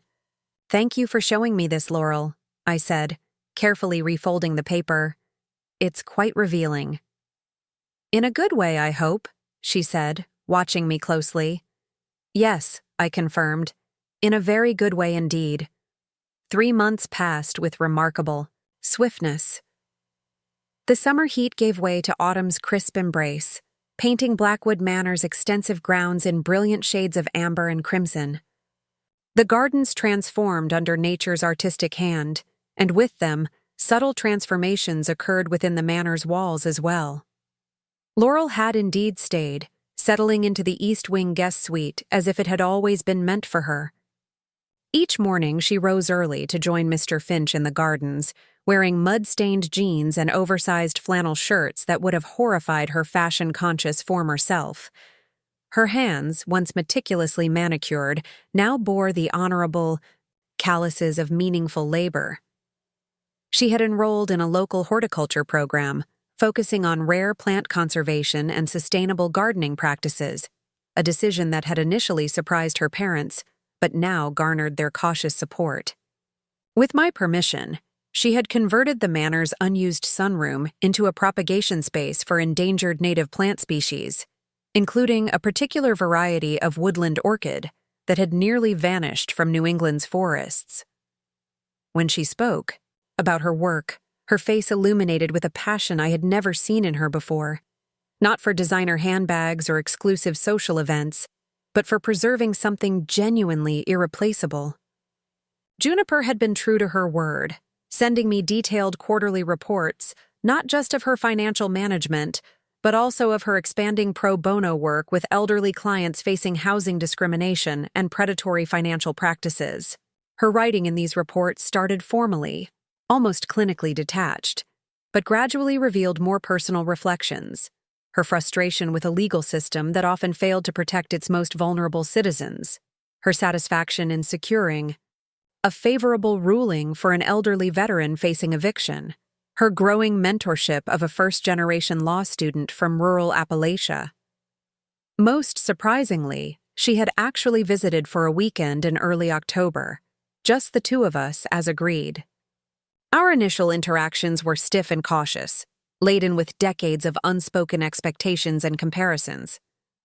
But on the second evening, as we shared a bottle of Harrison's favorite Bordeaux in front of the library fireplace, something shifted. I always thought you wanted me to be exactly like you, Juniper had said, staring into her wineglass. To follow your exact path, make your exact choices. And you resented that, I observed. Wouldn't you? She challenged, meeting my eyes directly.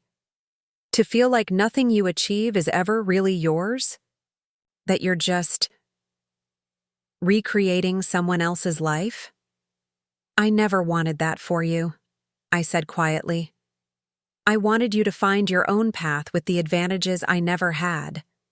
To stand on my shoulders, certainly, but to see your own horizon, not just retrace my footsteps. She'd considered this, swirling the wine thoughtfully. I'm not sure I believe that entirely, but I'm willing to consider it might be true. It wasn't reconciliation, Not completely, but it was a beginning, a crack in the wall of professional perfection she'd built between us. She left with a promise to return at Thanksgiving, a commitment that felt more genuine than any holiday obligation of years past. Thorne remained the most elusive. He had used the 6 months of living expenses I'd provided to secure a small apartment in Portland, Maine, far enough from Blackwood Manor to assert his independence, but close enough to suggest he hadn't completely severed ties. Through James, I learned he had found work as a line cook at a waterfront restaurant. Humble labor that would have been unthinkable to the entitled young man who'd shattered Harrison's lamp in a fit of pique. He hadn't contacted me directly, but twice he'd sent packages to the manor. The first contained the framed sketch of me that Laurel had found discarded in his room, now carefully matted and presented. The second held a hand-carved wooden box with exceptionally detailed rose patterns. Clearly his own work, reminiscent of the boats he'd made with Harrison but demonstrating more advanced techniques. No note accompanied either gift, but none was necessary.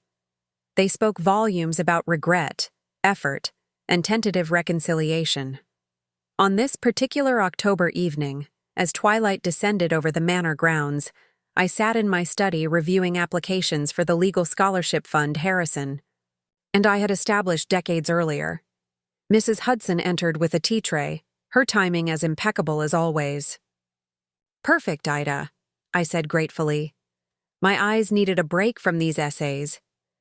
"You've been at it for hours, Justice Blackwood," she observed, setting down the tray. "Some exceptional candidates this year?" "Several," I confirmed, "including a young woman from coal country whose essay reads remarkably like my own application to law school 50 years ago." Mrs. Hudson smiled knowingly as she poured the tea. "The wheel turns, doesn't it?" "Indeed it does," I agreed. "Any word from Miss Laurel? She's usually back from her classes by now." "She called to say she's staying late at the greenhouse. Apparently, one of her orchid specimens is showing signs of sprouting a second stem. Quite rare, she tells me." I smiled, warming to the enthusiasm in Mrs. Hudson's voice. Laurel had won over even my staunchest ally with her genuine transformation. "She'll be talking our ears off about it over dinner, no doubt." "No doubt," Mrs. Hudson agreed. She hesitated, then added, "There was a call while you were working, from Mr. Thorne." I set down my teacup carefully. "Did he leave a message?" "Just that he'd try again later," she said. He sounded steady, sober. "Thank you, Ida," I said, absorbing this small but significant update. Thorne calling directly rather than through James was a noteworthy development. As Mrs. Hudson left, I turned my attention to the window, watching autumn's early darkness settle over the gardens Laurel had helped bring back to life. The past 3 months had brought changes I could never have anticipated the day I'd overheard my grandchildren's cruel mockery of my old person smell. Changes that stemmed from that painful moment, but had grown into something far more profound than simple consequences for hurtful behavior. The jarring ring of the study phone interrupted my reflections. "Blackwood residence," I answered, my judicial formality never quite abandoned even in personal calls. "Grandmother?" Thorne's voice, hesitant but clear. "It's me." "Thorne," I acknowledged, keeping my tone neutral despite the leap of hope in my chest. "Mrs. Hudson mentioned you called earlier." "Yeah, I wasn't sure you'd take my call." "Why wouldn't I?" I asked. A pause, then a soft exhale. "Because the last time we spoke, I smashed one of grandfather's antiques and stormed out like a petulant teenager." "Water under the bridge," I said, though we both knew it wasn't quite that simple. "How are you, Thorne?" He seemed to consider his answer carefully. "I'm doing better. Working at this restaurant on the waterfront. Nothing fancy, just prep and line cooking, but it's grounding. Real." "Your father mentioned something about that," I said. "Do you enjoy the work?" Another pause, as if this question required serious contemplation. Parts of it, yeah. I like the immediate feedback. You either cook something properly, or you don't. No gray areas, no subjective judgments, just direct cause and effect. That sounds refreshing after years of creative pursuits with ambiguous standards, I observed. Exactly, he said, sounding pleased that I understood. And there's something about the physical tiredness at the end of a shift that feels earned. Different from being exhausted from partying or stressed about nothing in particular. Productive fatigue, I suggested. Yeah, that's it. He fell silent again, and I waited, sensing he had more to say. Finally, he continued. I've been thinking a lot about what you said that day, about grandfather believing in me long after I stopped believing in myself. He did, I confirmed simply. I found some of his old woodworking journals when I was setting up my apartment, Thorne said. He'd written notes about teaching me, plans for projects we never got to finish before he died. I closed my eyes briefly, picturing Harrison's meticulous handwriting, his detailed sketches and careful measurements. He kept every drawing you ever made, you know. Every boat, every carving attempt. I know, Thorne said softly. I've been trying to remember what it felt like back then, working with him in his shop. How focused I was. How it felt to create something with my hands that hadn't existed before. And have you remembered? I asked.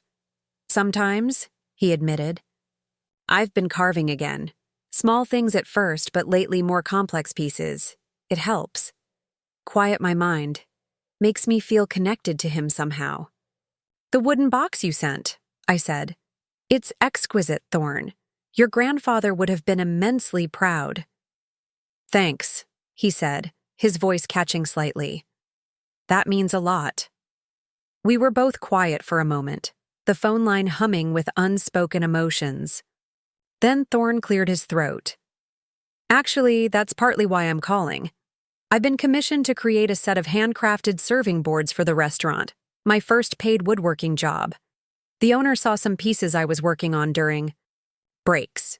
Congratulations, I said sincerely. That's wonderful news. It is, but... He hesitated. The thing is, I need better tools than what I've cobbled together in my apartment. And I was wondering...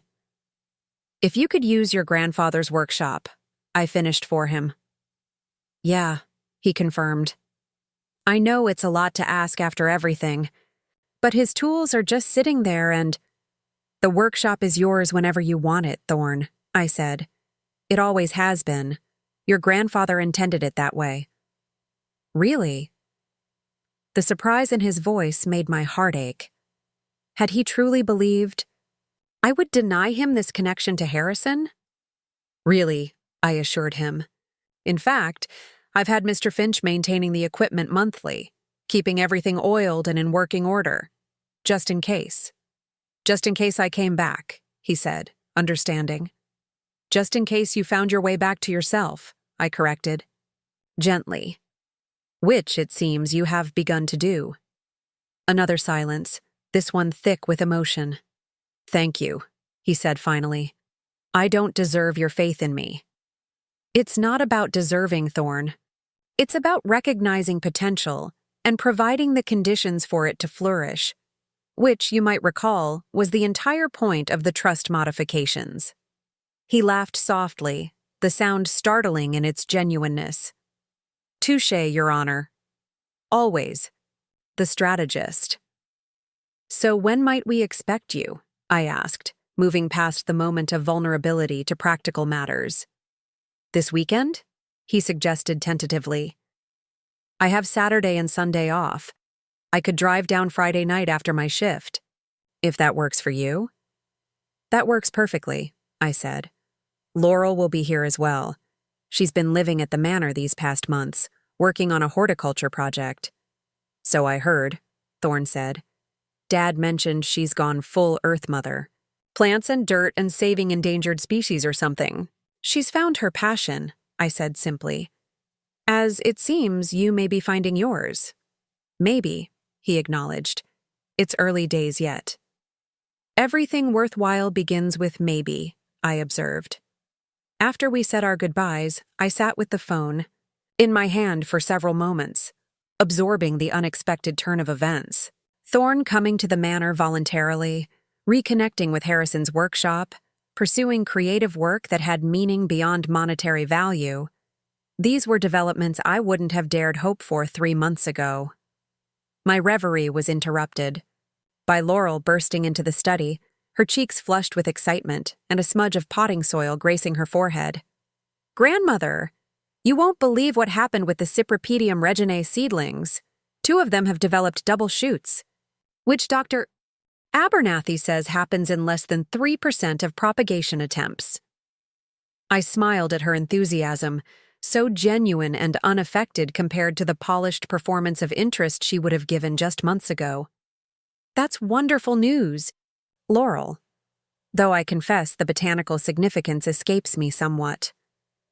"It means they're exceptionally vigorous," she explained, perching on the edge of my desk with comfortable familiarity.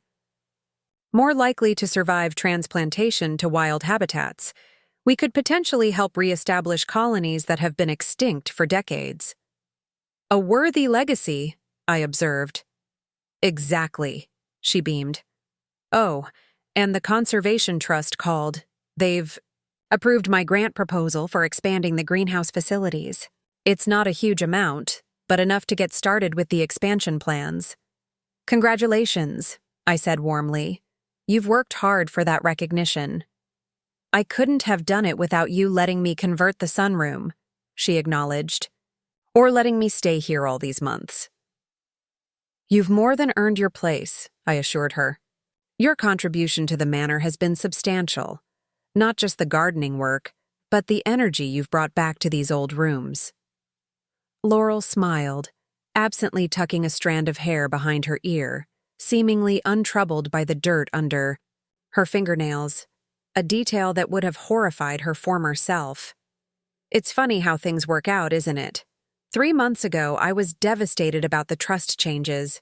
Now, I barely think about the money at all.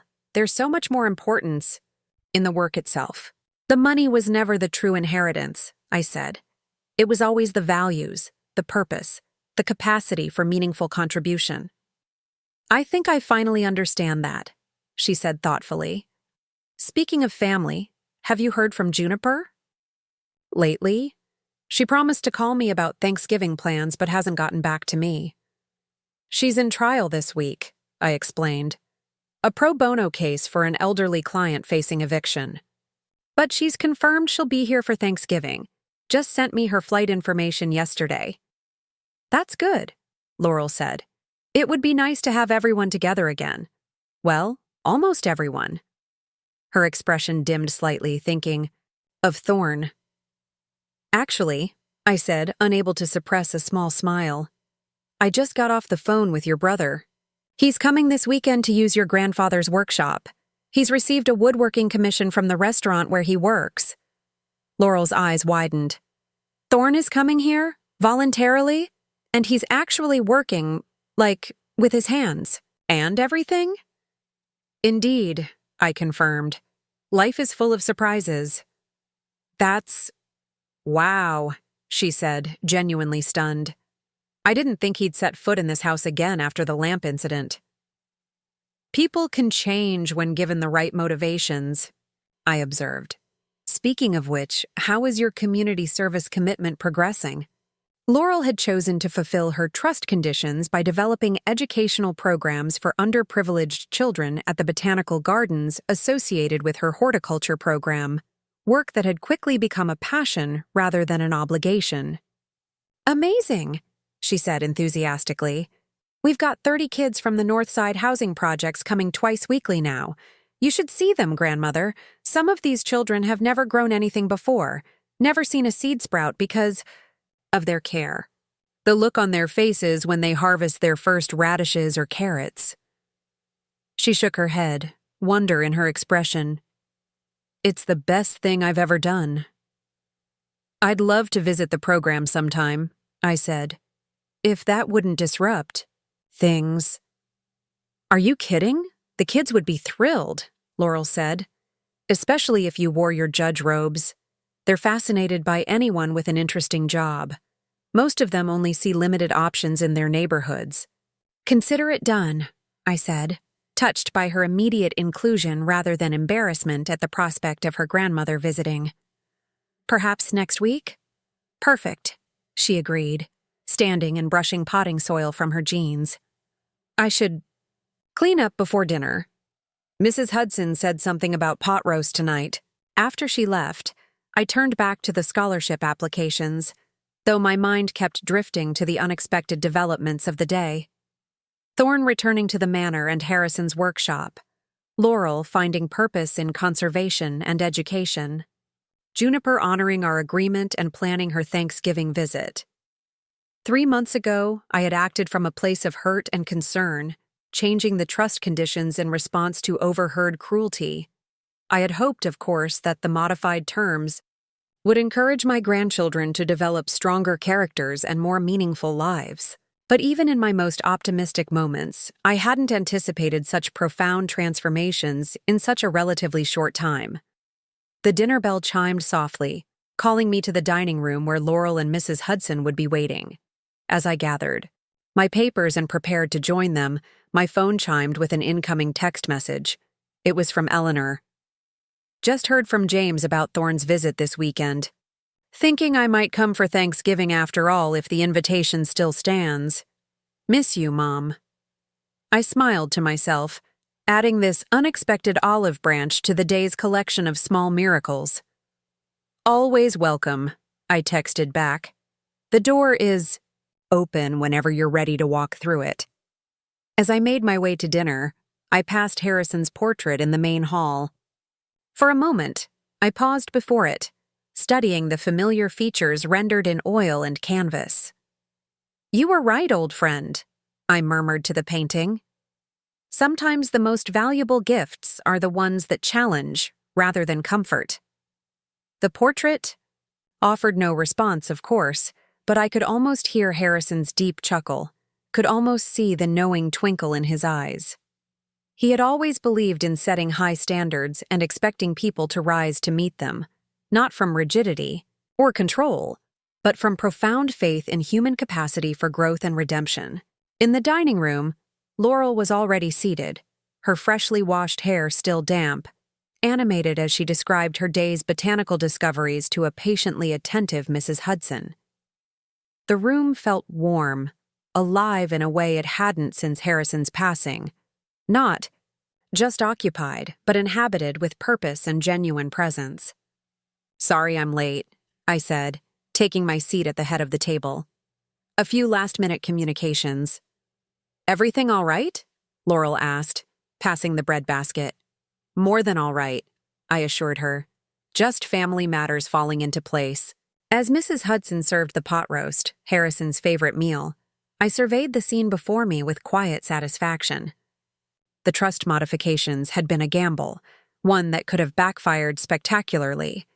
Instead, they had catalyzed transformations I scarcely could have imagined 3 months earlier. My grandchildren were finding their ways, different paths, aligned with their unique strengths and authentic interests, but all leading toward lives of purpose and integrity, not because they had to meet my standards to receive their inheritances, but because they were discovering the far greater inheritance of knowing who they truly were and what they genuinely valued. And as for me, the grandmother they had once mocked for my old person smell, the source of wealth they had once awaited with barely disguised impatience, I too had been transformed. No longer just the family matriarch to be tolerated until inheritance day, but a person in my own right, with wisdom still to share and relationships still to nurture. It wasn't perfect, of course. Relationships rarely are. There would be setbacks and disagreements, old patterns reasserting themselves in moments of stress. Thorne's recovery would likely include backsliding. Juniper's professional ambitions might again create distance. Laurel's newfound purpose might evolve in unexpected directions.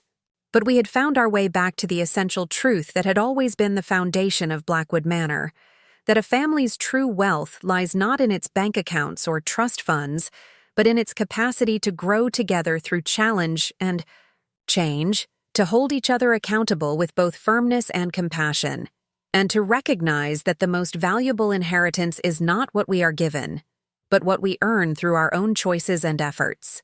As I raised my water glass in silent toast to Harrison's memory, I felt something I hadn't experienced in years. Not just contentment with the past, but genuine anticipation for the future. A future shaped not by financial distributions or legal documents, but by the authentic character and conscientious choices of generations to come. The trust fund terms I had changed that evening 3 months ago had indeed altered my grandchildren's financial future. But far more importantly, they had changed the course of our family's true legacy. One measured not in dollars, but in dignity, purpose, and genuine connection. Up next, you've got 2 more standout stories right on your screen. If this one hit the mark, you won't want to pass these up. Just click and check them out.